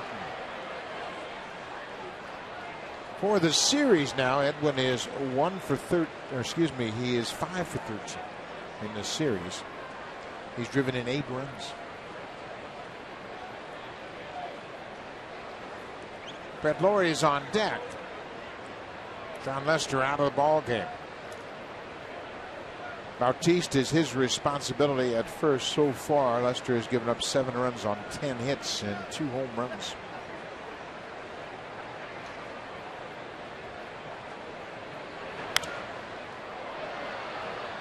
Encarnacion covering that outside pitch, and you can see Badenham. He's not going to flirt with the inner half of the plate. Only if it's a mistake. He has kept that ball away from the power stroke of Edwin Encarnacion. Sinker slider. There are pitchers that will say, okay, maybe I can sneak a fastball by him. Well, there's no sneaking anything by Edwin right now. Not the way he is swinging the bat.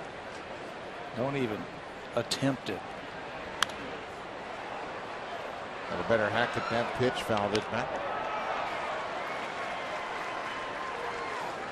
Badenham. You mentioned his good inning of relief on Tuesday night. He worked an inning and a 3rd. Had a clean outing, didn't allow a hit, didn't walk a batter, struck out 1. He's in a nice little groove right now. He hasn't given up a run in his last 14 games. So they're going to use him a little bit more the more effective he is.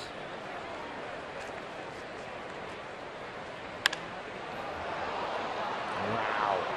He had that outside half covered and just barely missed an extra base hit down the right side. Encarnacion putting up a fight here against Burton Badenham.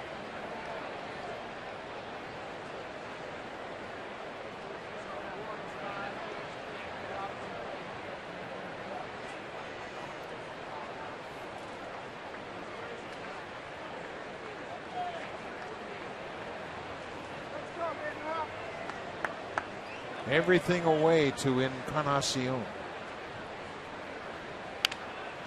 Ground ball off the end of the bat. Bogaerts will go to first. Not in time. Bogaerts kind of laid back on it. It wasn't hit sharply at all off the end of the bat. Edwin Encarnacion gets an infield hit. Boy, he did a good job of not assuming that was going to be a 6-3 ground out. I was watching him the whole way. He's fooled on this pitch, and he is busting it out of the box. That caught Bogaerts by surprise as he legs it out. He ran hard as soon as he hit it. And Bogaerts, by the time he gets it over there, Edwin beats it out. I mean, it was no contest. And John Farrell's watching a young shortstop experience some growing pains. First and second, 1 out. Brett Lawrie. Well, after watching that at bat to Encarnacion, Laurie's got to be looking for something away. And he has shown the ability to shoot the ball to right field. This would be a great time for that.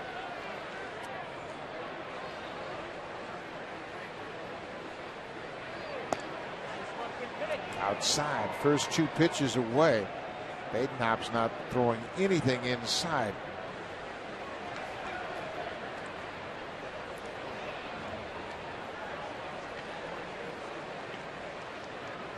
Lind is on the bench, and the Blue Jays have Francisco and Lind as left-handed bats should they need a pinch hitter.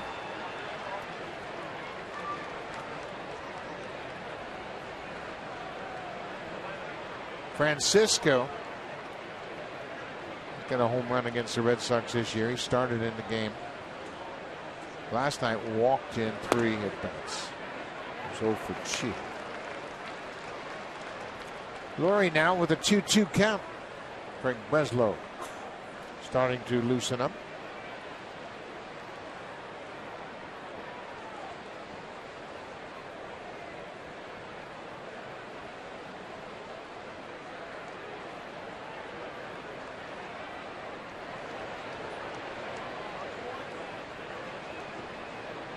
John Gibbons looks like he's got some help down there in the dugout. Huh? Young guy leaning over. What do you think, Gibby? Looks like he's covering up the TV there, so Gibby can't look over there at the replay. Or he takes a close one. Good eye. It's a full count. I tell you what, I might start the runners right here. Badenhop's not a strikeout guy. He's a sinker baller. You mentioned the 6 double plays he's induced. Go ahead and start the runners. Take a shot. Maybe you come up with a base hit. Maybe one of those middle infielders leaves their spot open. There they go. Laurie hits it in the air. Now Bautista and Encarnacion have to hustling back. They go back to their respective bases. Laurie's out on the fly ball to center. John Farrell is out of the dugout. He's got the left-hander Breslow ready. Navarro is a switch hitter. He has made the call for the lefty. Badenhop will turn things over. Badenhop pitches a 1/3 of an inning, gives up the single to Encarnacion. Should have been an out. Now it's the lefty Breslow in to face Deanna Navarro, the switch hitting catcher.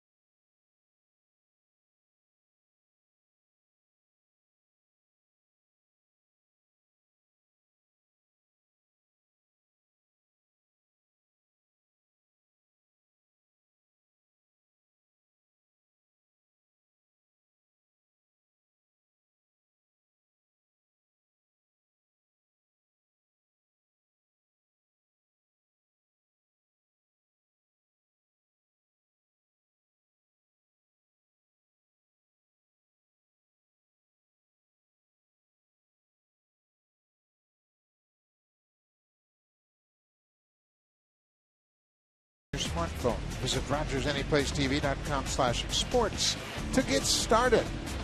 The Blue Jays trying to sweep the Red Sox in their home ballpark here at Fenway Park. John Farrell has gone back to the bullpen. Second reliever to work this inning is Craig Breslow. He's going to turn around Deanna Navarro, and he's going to bat right-handed.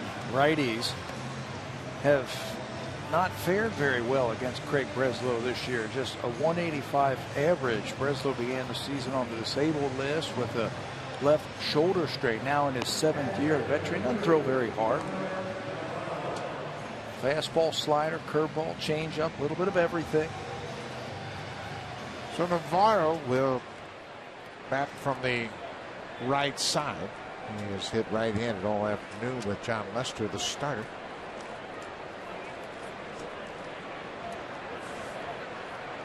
Blue Jays have a 7-2 lead. Bautista at second, Encarnacion at first.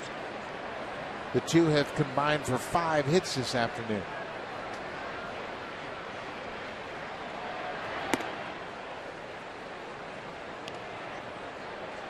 Navarro, a .216 average coming into this game against lefty pitching compared to .300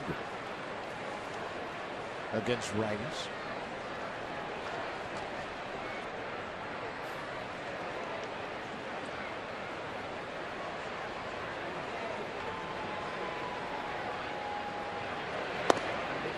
There's a strike that evens the count at a ball and a strike. Blue Jays trying to go 5-1 on this 6-game road trip. If they can hold off the Red Sox here this afternoon, they'll improve to 26-22. Get a little momentum as they head back home. Tough homestand. Long homestand for the Blue Jays, but a tough one. Oakland will start things off against John Gibbons Ball Club. Scott Kazmir will open it up for Oakland against R.A. Dickey tomorrow night.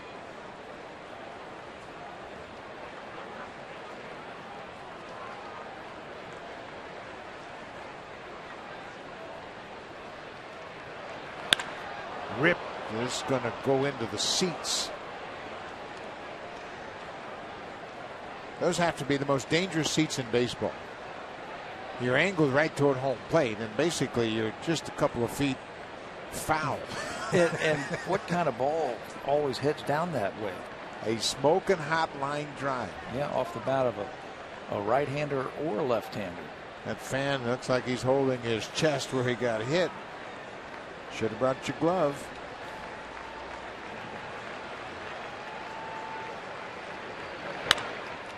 There's another one for you. Oh, my.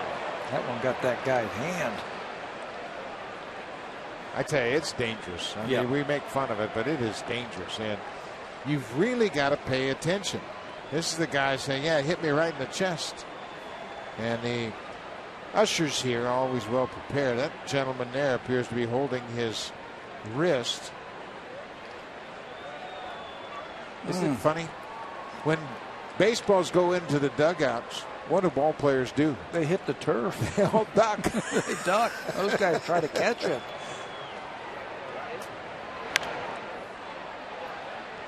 Yeah, when the balls go into the stands, all the fans go after it.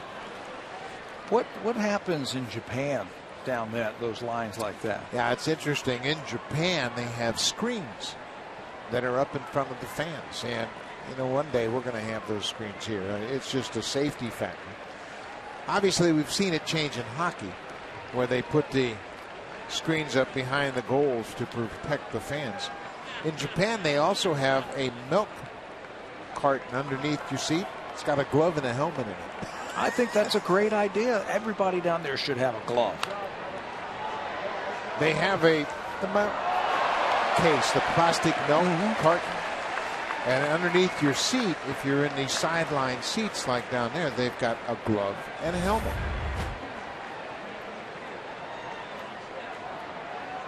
That's a little bit easier. That's not a line drive. Yeah, you can go after those things. Yeah, with your bare hand. But it's interesting. They should have gloves down there for those people. And you know what? And I know fans are going to complain about it, but screens would really make a lot of sense. I mean, there's so many, you know, and we don't hear about it, but obviously many people are injured in situations like this. These people, and you're just a few feet away from home plate. They tell you to be alert, but you know what? You're having a conversation. You're looking down at your hot dog. You're going to take a sip of your beer, and you just never know when a ball's going to shoot into that seating area. Another 2-2 pitch to Navarro. Another foul. Now we're going to go back and show you a fan here. She's taking a picture. Now keep your eye on her. And now a foul ball is going to come into the crowd. You can't turn your back to the field.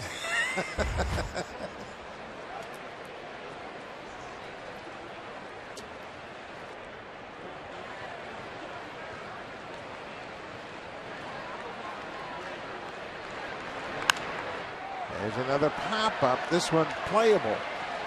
Mike Carp, the first baseman, on the warning track. The long at bat is over for Navarro. They'll go to the bottom of the 7th. Blue Jays have a 5-run lead.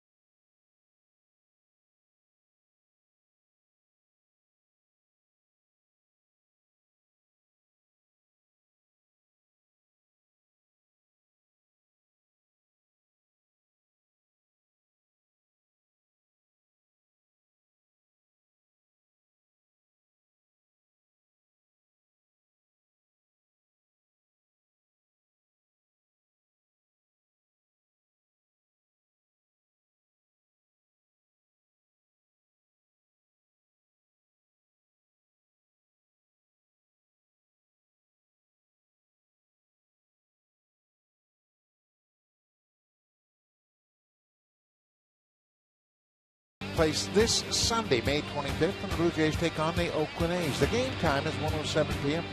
First 20,000 fans will receive an Edwin Encarnacion or Jose Bautista promotional replica jersey. Call the Blue Jays at 416-341-1234 to order your tickets, or you can always get your tickets by logging online at BlueJays.com. Sunday, the pitching matchup for the Oakland game. Drew Pomeranz goes to the mound against Jay Happ. That'll be the final game of the 3-game series against Oakland this Sunday. We're moving to the bottom of the 7th. Mark Burley, a little bit of a shaky start to his ball game. He and John Lester really couldn't find that strike zone consistently early, but they sorted things out. Lester gave up 7 runs in the first 2 innings. Burley gave up each of his runs in the first 2 innings. Knocked down by Encarnacion. He stays on it, and what a play. Oh my. Mark Burley, a Gold Glover, appreciative of the effort.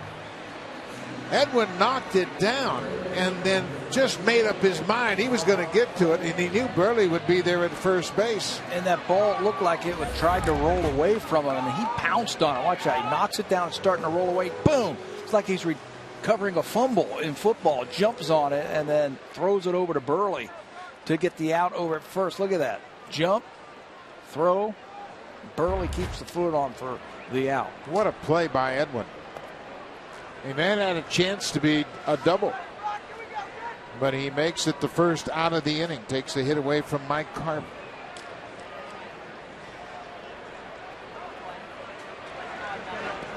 You know, the Blue Jays have played great defense all year long behind Mark Burley, and I think he deserves credit for it because he's thrown a lot of strikes and he works quicker than anybody in baseball. And if you do that, players on defense, they're engaged, they want to make plays, they like the tempo and they like the pace. When a pitcher is throwing quickly and throwing a lot of strikes, we've seen Brett Lawrie make unbelievable plays when Mark Burley's on the mound. Well, another thing too, every time he throws it, it's got a chance to be put in play. He pitches to contact. So if you duck your head and look away, Burley's liable to give up a ground ball. It's just missed the inside corner. It's a full count to the third baseman, Brock Holt.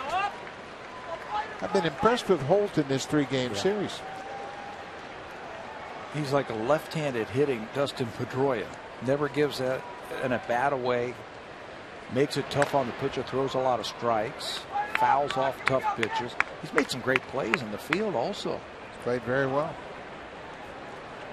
Dustin McGowan starting to loosen up for the Blue Jays. Mark Burley would love to close out the 7th.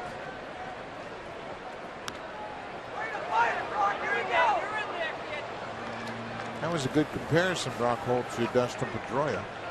Same type of stature. Appears to have the same type of determination. That's what you see when you watch him play the game. Very determined. Bouncing ball. Tollison dives, knocks it down, gets to his feet. Not in time. Brock Holt with an infield hit. 1-out single. Now it's time for the play of the game. It's brought to you by Hungry Men. Try new pulled pork. Well, we waited till the 7th inning. We got to show it to you again. This looked like it was going to be a double by Carp, but Edwin is going to be the play of the game by pouncing on that ball and throwing it over to Burley to get the first out. Not so fast on that ball down the line. Edwin, today's play of the game.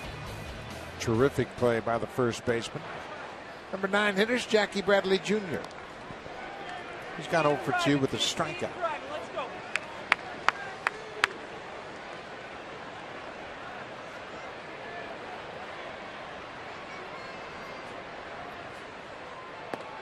I was at a luncheon with Jackie Bradley Jr. Wednesday afternoon here in Boston, and the MC asked him what the difference was in the major leagues from the pitchers he's faced. He said, without question, it's their control. They can command all their pitches. Rarely commands this one right in on his hands, and Jackie Bradley Jr. pops out to the third baseman. They can execute game plans like we were talking about, that they could find a weakness in your swing and then try to exploit it. And Mark Burley has done just that after struggling himself to find his control. Made an adjustment, and before that infield single to Brock Holt, Burley had retired 9 straight. Dustin Pedroia doubled in his first at bat. He's gone 1 for 3.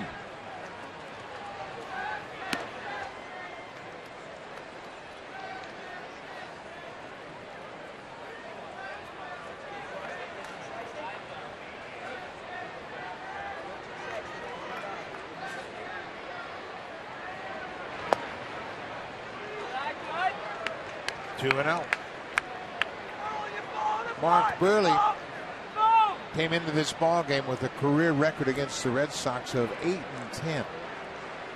He was 4-3 at Fenway Park. Pedroia hits the hot shot into the seats again.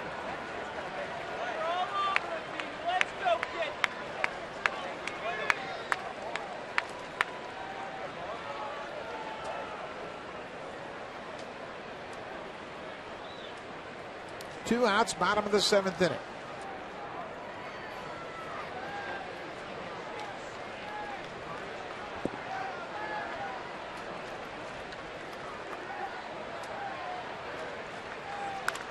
And Pedroia hits a high fly ball. That's going to go foul out of the ballpark. The Pitch Tracker is brought to you by Acer, official partner of the Toronto Blue Jays. Mark Burley was wearing out the top of that pitch tracker early in the ball game, but he has gotten his sights set a lot lower after the 2nd inning and has pitched himself a beauty. 2 balls, 2 strikes to Dustin Pedroia. The discussion today was 7 innings. That's what they were hoping to get from Burley, because the bullpen had been worked a lot here, and he's 1 pitch away from that. Just needs to make 1 more good one here. I have a feeling that this might be his last batter, if he gets him or if he doesn't get him. He has tied his season high with 108 pitches. So, John Gibbons, Mark Burley, Deanna Navarro, everybody would love to see this inning come to an end. Here we go, Petey. Maybe I can pick off the rookie. That would have made it easier.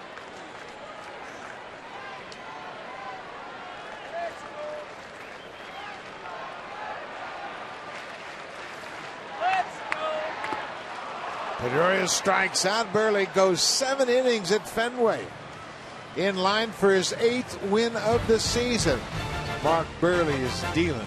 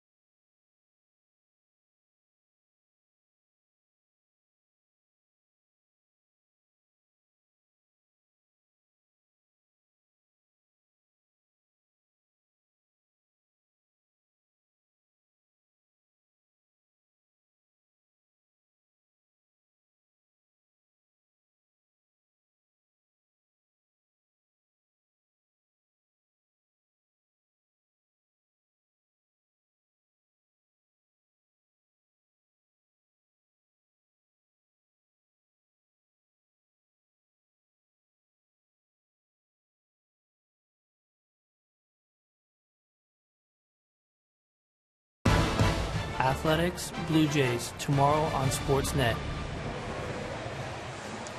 That game tomorrow that starts at 6:30 Eastern Time will be on Sportsnet 1, first of 3 against the Oakland Athletics. R.A. Dickey goes to the mound against Scott Kazmir. Mark Burley, 7 fine innings, gets a pat on the back from the skipper. He is done for the day.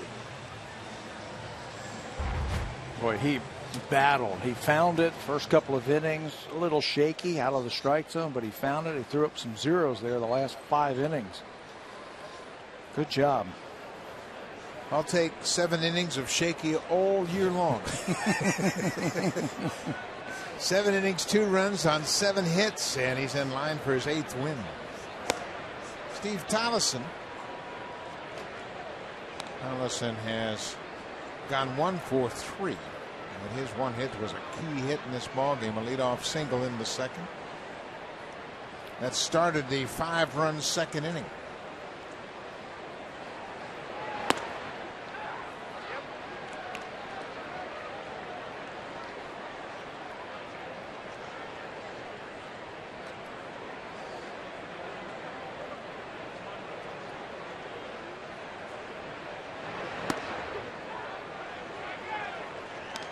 Ball and 2 strikes to Tollefson.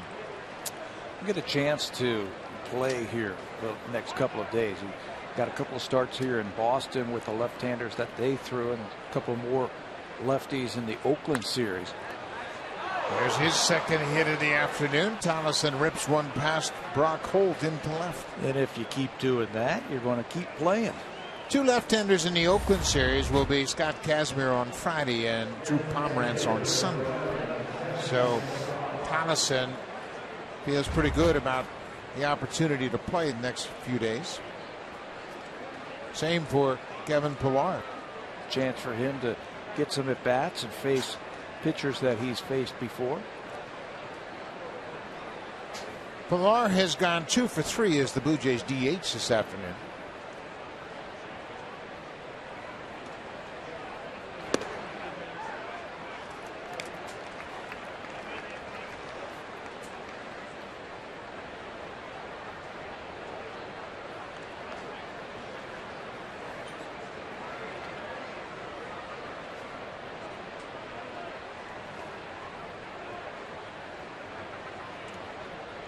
Blue Jays have tried to play hit and run this afternoon, but they haven't been very successful. Anthony Gose was at the plate when Pilar broke for second, and Pilar was caught stealing on the hit and run.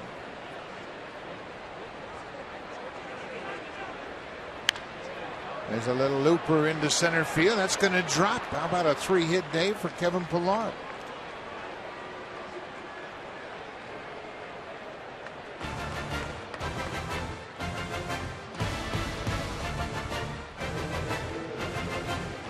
Canon's Best in Glass sales event. Performance cameras and lenses at the season's best prices. Visit canon.ca/bestinglass.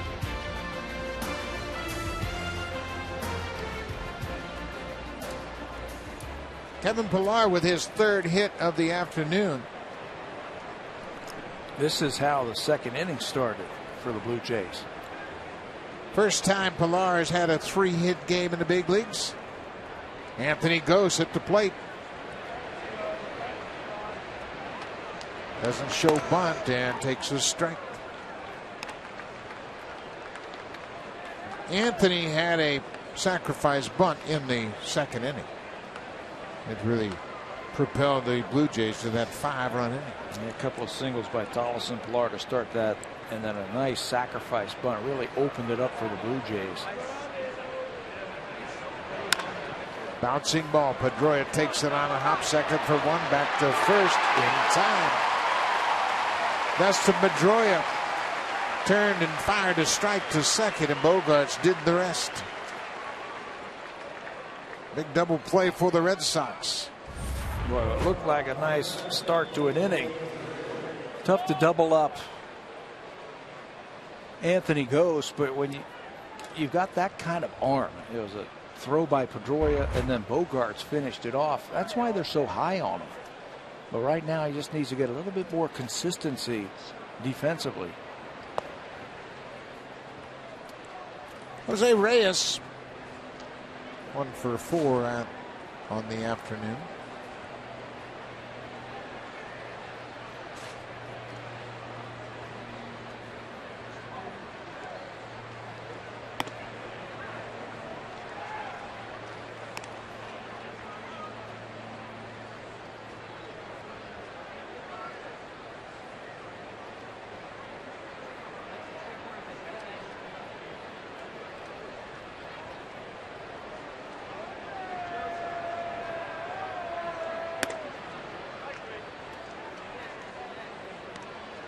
Two balls and a strike to Jose Reyes. Craig Breslow, the 3rd Boston pitcher here this afternoon.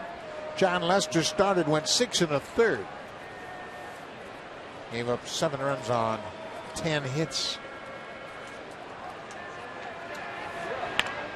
On the ground. Ball stayed down on Brock Holt. He throws Reyes out. The inning is over. We'll go to the bottom of the 8th. Blue Jays have a 7-2 lead. Now it's time for a Blue Jays Central update. Here's Jamie Campbell and Greg Zahn.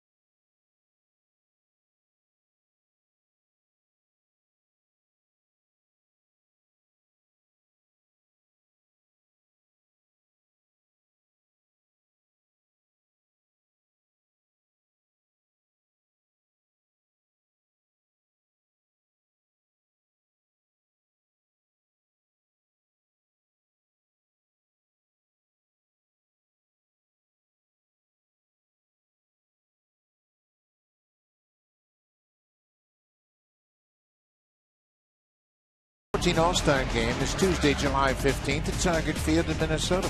Help make Jose Bautista, Jose Reyes, Melky Cabrera, and Edwin Encarnacion starters for the American League. The fans are allowed to vote a maximum of 35 times per email address. Vote early, vote often. Vote Blue Jays at BlueJays.com. And right now, there's a whole bunch of them playing like All-Stars. So make sure you log online, get that ballot, and vote for the Blue Jays. Send them to the All-Star Game. Right now, they're tied with the New York Yankees for first place in the East. New pitcher for the Jays is Dustin McGowan. Dustin has already pitched one time in this series. He came in and relieved Jay Happ and got an inning and a third. Gave up a couple of hits. That game, that was 2 nights ago against the Boston Red Sox. He was credited with a hold in that one. And this is a great opportunity right here for McGowan to throw 2 innings and finish this thing off right here. Shane Victorino hacks at the first pitch. I agree with you 100%. The Blue Jays need somebody to stretch out the outings when they're ahead. They've got a couple of guys that they use when they're behind to give you 2 or 3 innings. Esmil Rogers and Todd Redmond. But you need somebody that will come out and give you the 8th and 9th. And you don't want to pitch Casey Janssen every night. No, or Delabar. Yesterday was the prime example of that. Blue Jays had a nice 5-run lead into the 8th inning. And Esmil came out of the bullpen, only got a third of an inning. They had to use Cecil, Delabar, and Janssen in a game where they were leading 6-1.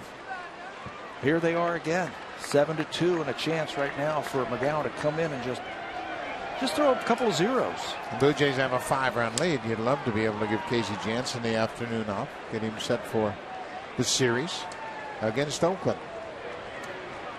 Victorino behind 1-2. Popped up, playable on the infield. Encarnacion comes down from first to make the grab.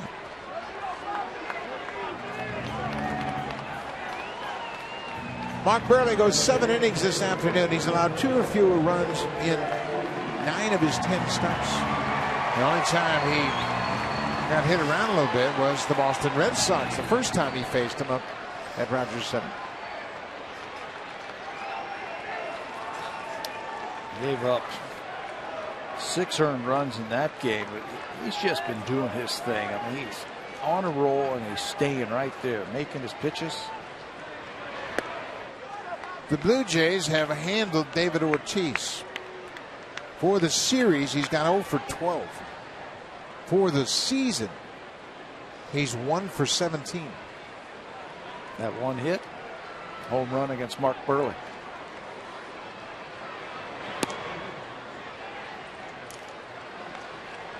The Red Sox are staring a 7-game losing streak square in the face. Longest losing streak in baseball. Ortiz, since he had that 10-game hit streak, has gone 0 for 16. He was hot too. He went to Minnesota and had a huge series against his former team. He, like Edwin Encarnacion, had 2 homer games in back-to-back games against the Twins. John Farrell and his coaching staff trying to sort things out, see how they can turn it around.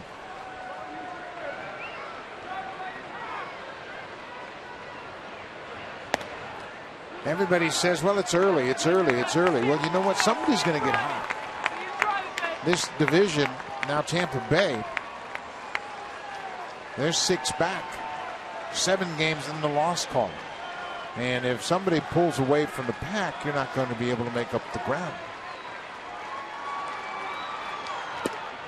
Tampa Bay got great news this afternoon. Alex Cobb returned from the disabled list.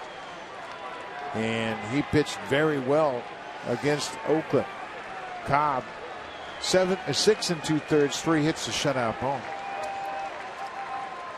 2 walks and 6 strikeouts. They're starting to get healthy, starting to get their pitchers back. You know, and it's true, if you pull away, this division is so tough. It's tough to make up ground if you're so far behind. Yeah, and that's the one thing. If one team separates themselves from the rest, all the others are going to beat up on one another. and you're not going to be able to put a big streak together. Sonny Gray is the pitcher for Oakland. Another great outing for him. 1 run on 5 hits over 8 innings. This is popped up over near the Blue Jays dugout, and McGowan is the one that gets closest to it, but it's out of play. Blue Jays won't see Sonny Gray in their upcoming series, and that's good news. He's got a 199 earned run average. Yeah, he is nasty. He's got a great curveball, great control.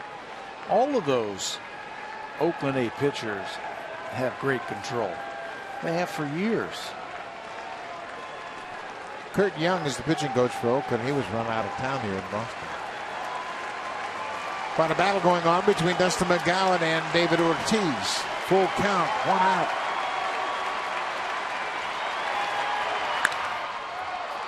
Wow. Go ahead and have a big day, Edwin. He takes another hit away, this time from Ortiz. And look at the smile on his face. You can't hit it past me, Big Papi. That's going to put a little star on our score sheet right there. He made a great one last inning to rob extra bases from Mike Karp, and now he's going to take one away from Big Papi. Right to the glove side. And the flip over to McGowan for the second out. That way, Edwin. Do it with your bat. Do it with the glove. Well, and it's huge. You start playing defense like that, and once again it becomes contagious. The Blue Jays went through a rut of kicking it around for a while. And now they have picked up the pace once again on defense. Edwin with a couple of outstanding plays today. You know what the best play that he has made today, though? That little ground ball to the shortstop, and he beat it out. He had a opposite field base hit in the second inning. Crossed up the shift. He's had a good day and a heck of a series. Johnny Gomes with 2 outs.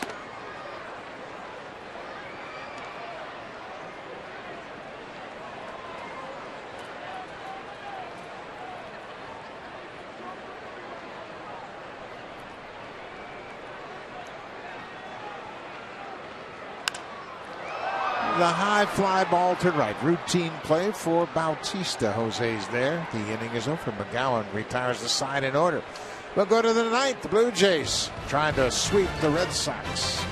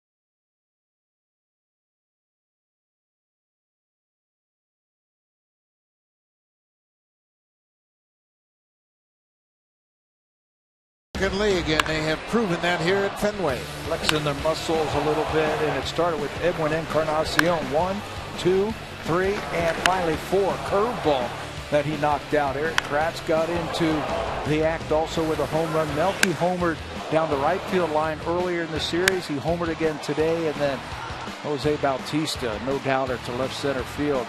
Blue Jays just have a knack right now where they are swinging the bats and the ball flying. Blue Jays have 67 home runs. That's the most in baseball. They have surpassed the Colorado Rockies, and Encarnacion may be feeling the effects of diving for those balls down at first. Oh yeah, that's what it looks like to me. Talking about it, shoulder stretched out, making those plays. You'll get an at bat, one more chance to hit a home run. Junichi Tazawa coming into the ball game in relief. Tazawa worked on Tuesday night. Pitched 1 inning, had a walk, and struck out a batter. And he'll have to face tough part of the lineup. Melky Cabrera, Jose Bautista, Edwin Encarnacion. Come on in, get an inning of work. Welcome to the party.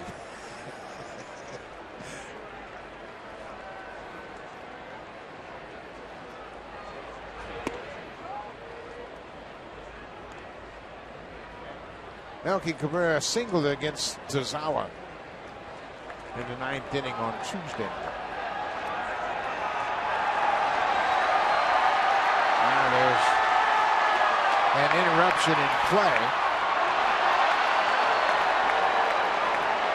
We're not going to show you what the root of the interruption is, but we'll say that there's a person on the field that probably had a little too much adult beverage this afternoon. And just took a face plant in the dirt. Take a look at the schedule coming up Friday, Saturday, Sunday. The Oakland A's will be at Rogers Center, and then after that, the Tampa Bay Rays will be there for 3 games. Kansas City Royals are in town for a 4-game series, and then the Blue Jays go out on the road for a short 3-game set at Detroit. And the St. Louis Cardinals, the National League champs, will be at Rogers Center. You know, you and I have talked about this stretch right here. I think it's going to really be a telling sign for the Blue Jays. Look at all the home games that they have right there. If they can come through this stretch of about 2 or 3 weeks with a really good record, I like their chances. Yeah, it's an important stretch for John Gibbons and the ball club. You get through that first week of June and take advantage of maybe some open air baseball at Rogers Center and turn these big bats loose up there. No telling what'll happen. So Melky Cabrera fouls back the pitch. It's a 1-1 count.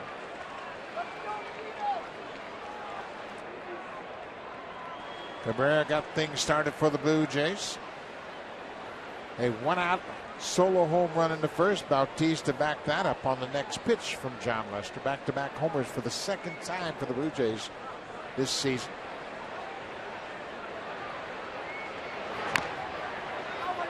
Bounced off home plate and foul.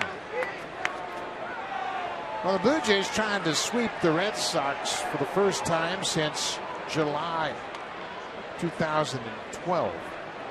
They took the 3-game series 6-1, 7-3, and 15-7 here right here at Fenway. Mm-hmm.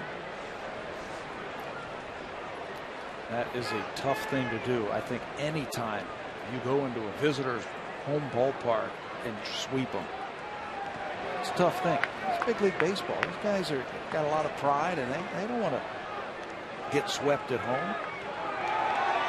John Farrell's ball club has lost 6 in a row.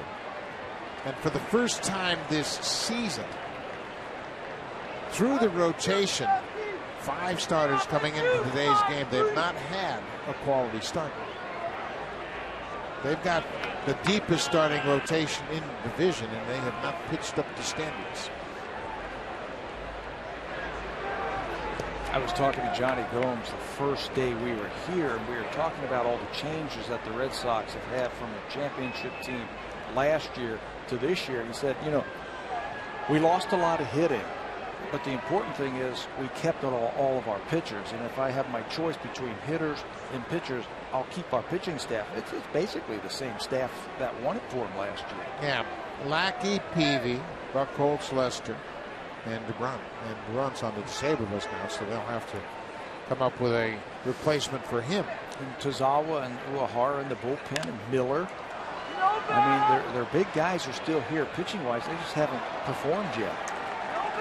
To this point of the season, only the Red Sox and the Brewers have used just 5 starters. So John Farrell has been fortunate in that regard, but now they're going to have to employ a 6 when DeBron's spot comes up next time.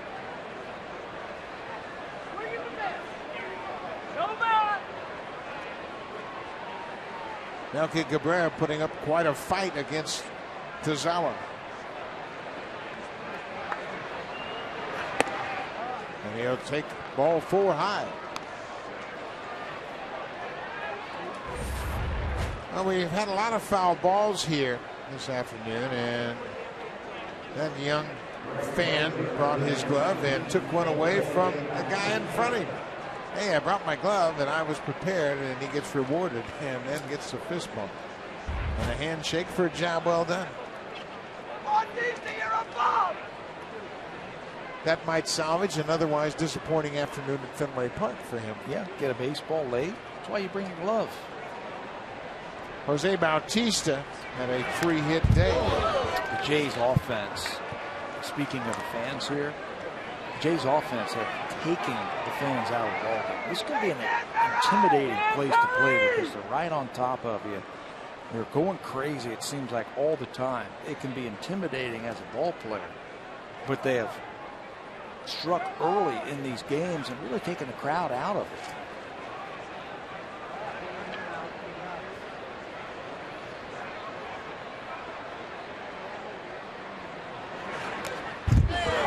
Foul tip.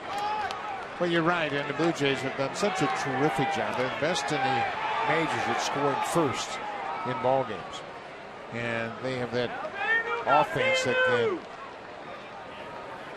get on the scoreboard early. And now that Reyes has picked up the pace and he is a table setter, then you've got Cabrera, Bautista, and Encarnacion. Lind, Laurie. Eventually you're going to get Colby Rasmus back, but it's a deep, deep lineup.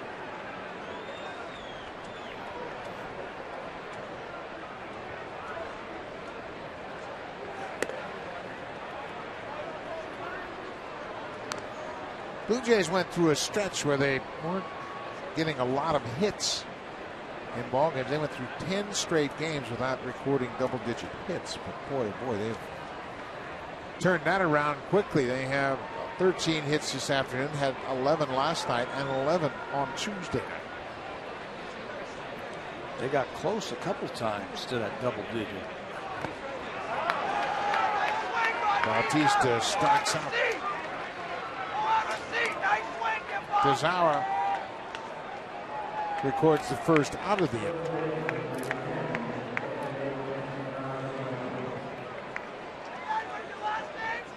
Rob Rasmussen is loosening up for the Blue Jays. He got his major league debut out of the way here on Tuesday night. John Gibbons called him in and said, hey, let's see if you can get David Ortiz out. He did, and that was the only batter he faced.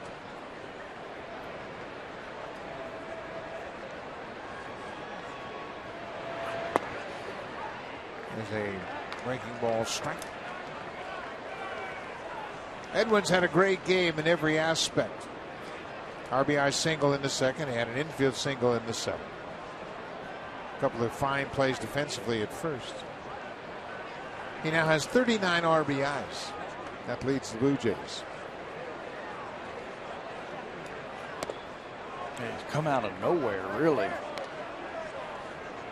He had a lot of runners on base early in the year and getting frustrated. He was talking the other day, he was saying that it was just a matter of time, and you know that if you've done it in the past, you're not going to panic and you're not going to start pressing, and he hasn't done that. He has had good at bats, and now the ball's flying off of his bat. He's fifth in the American League in RBIs now. Yeah, he had a terrible start to the season. With 13 home runs, he is third in the American League behind Jose Abreu and Nelson Cruz. Encarnacion is tied with Albert Pujols with 13 homers. He is second in total bases. He's one behind Jose Abreu. That's the kind of month he's had. Wow. Doesn't take long, does it? When you are hot like that for 3 weeks.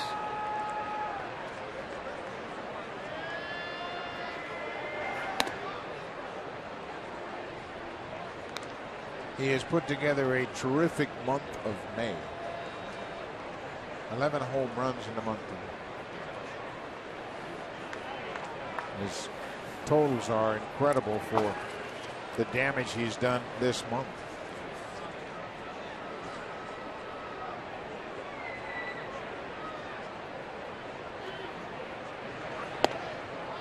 Takes a close pitch. It's a full count. Encarnacion with another RBI today now has 24 RBIs in the month of May.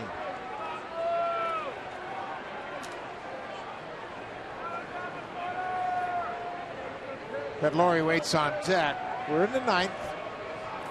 Melky Cabrera has walked twice today. He's also homered. He's officially 1 for 3. You know, it's not just Edwin in the month of May. The Blue Jays are getting into the act with the extra bases. Melky was on the move, and Encarnacion hits a high fly ball into center. He's retired. Cabrera will retreat to first. Blue Jays came into this game first in the month of May in the majors with 84 extra base hits this month.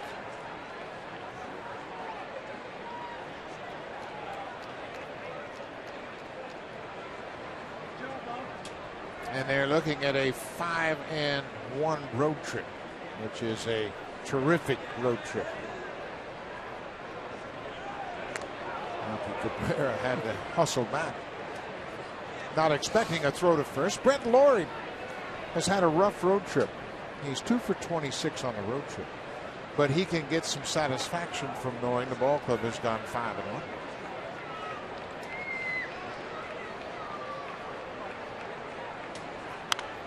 Laurie's made contributions, of course, with his glove.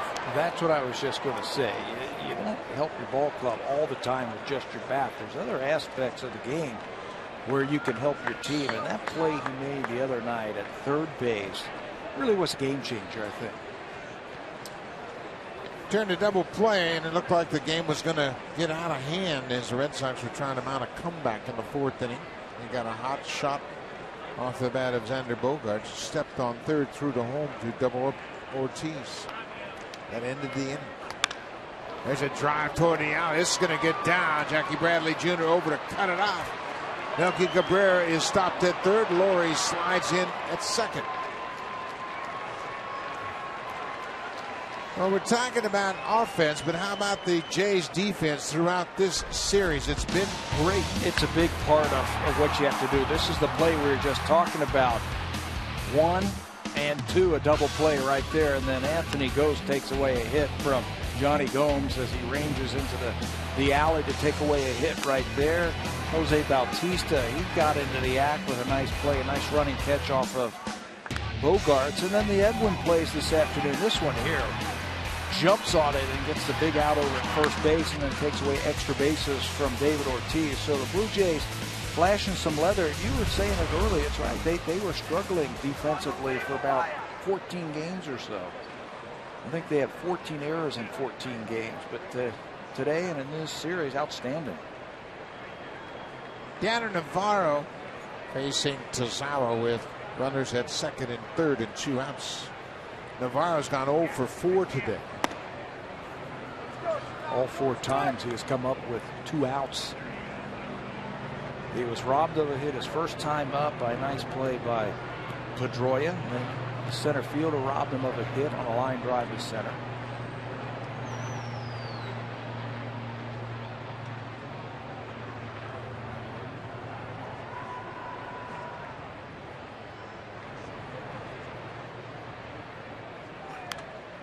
They had a good rip at that pitch.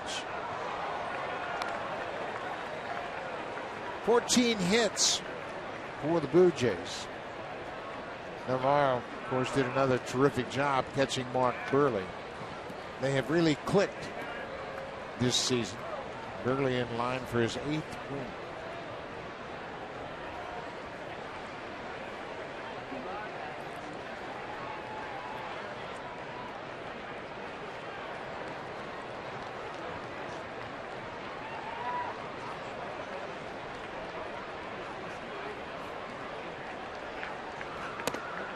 Upstairs.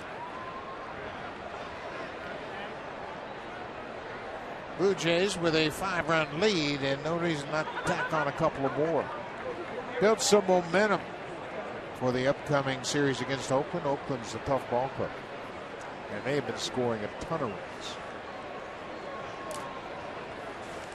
Blue Jays will have Ari Dickey on the mound, and then the big question mark. The big question mark. The mystery starter will go on Saturday. And everybody, John Gibbons said before the game today that they will announce it after today's game.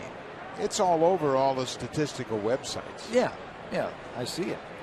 They have announced, well, not the Blue Jays, but the stats sites have all said it's Liam Hendricks. 2-1, 2 outs. But like we've all learned over the years, you don't make any announcements until you have to. Yeah, and the Blue Jays do not have to. I mean, there was the possibility of this game getting rained out. Then they push everybody back a day, and you don't need that starter for 5 more days. That's right. That's right. That was a possibility. So Blue Jays are doing the right thing, just kind of keeping it quiet. They probably know in the back of their heads, in their minds, who they want to use. But you don't need to announce it. 2-2, 2 outs. Strike 3 called. That splitter top of the zone, and Navarro is up. We'll go to the bottom of the ninth. Blue Jays with a 7-2 lead.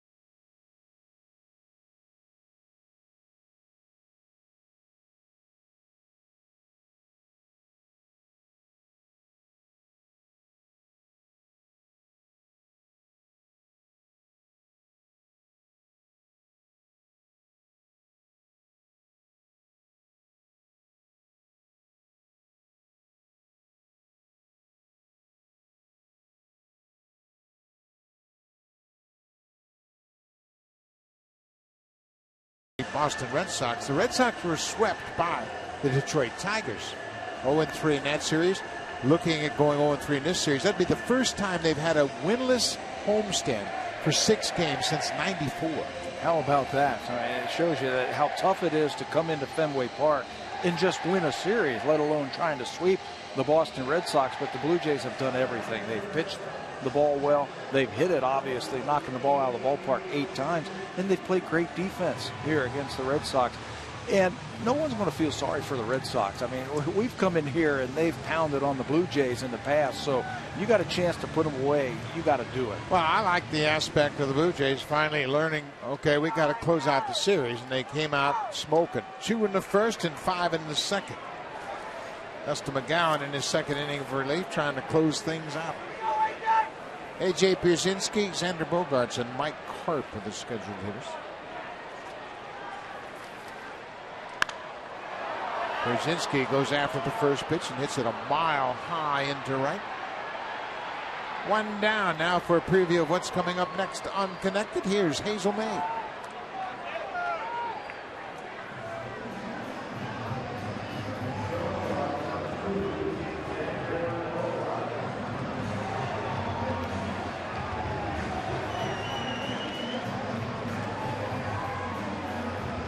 Thank you, Hazel. It's coming up right after this ball game, and the Blue Jays will fly back to Toronto. Pick things up tomorrow night against the Oakland A's. Xander Bogaerts, the shortstop, takes the first pitch strike. Dustin McGowan has retired all 4 batters he's faced so far in this game. John Gibbons had let it be known that he missed the presence of McGowan in his bullpen.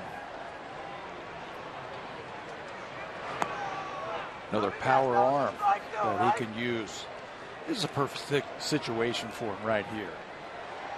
Come in, you've got a 5-run lead. Give the guys who usually work the 8th and 9th inning a day off. Dustin, come in here, fire strikes, throw your heater, throw your slider, get yourself 2 innings and give those guys some time off. This is, I think, it suits Dustin a little bit better than starting. All the injury problems that he has had in his career. John Gibbons says he thinks he can extend his career by pitching him out of the bullpen. It's a good fit for him.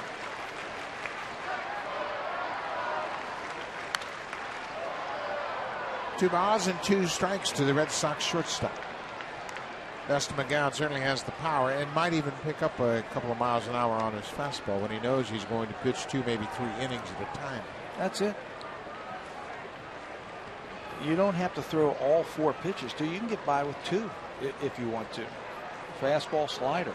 You don't have to work in a curveball or a changeup, anything like that. Give me everything you got for 2 or 3 innings.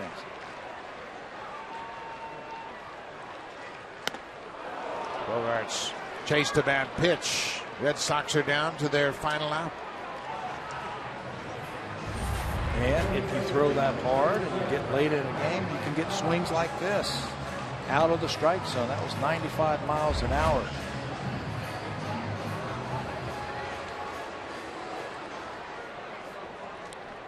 Mike Carp steps in with 2 outs.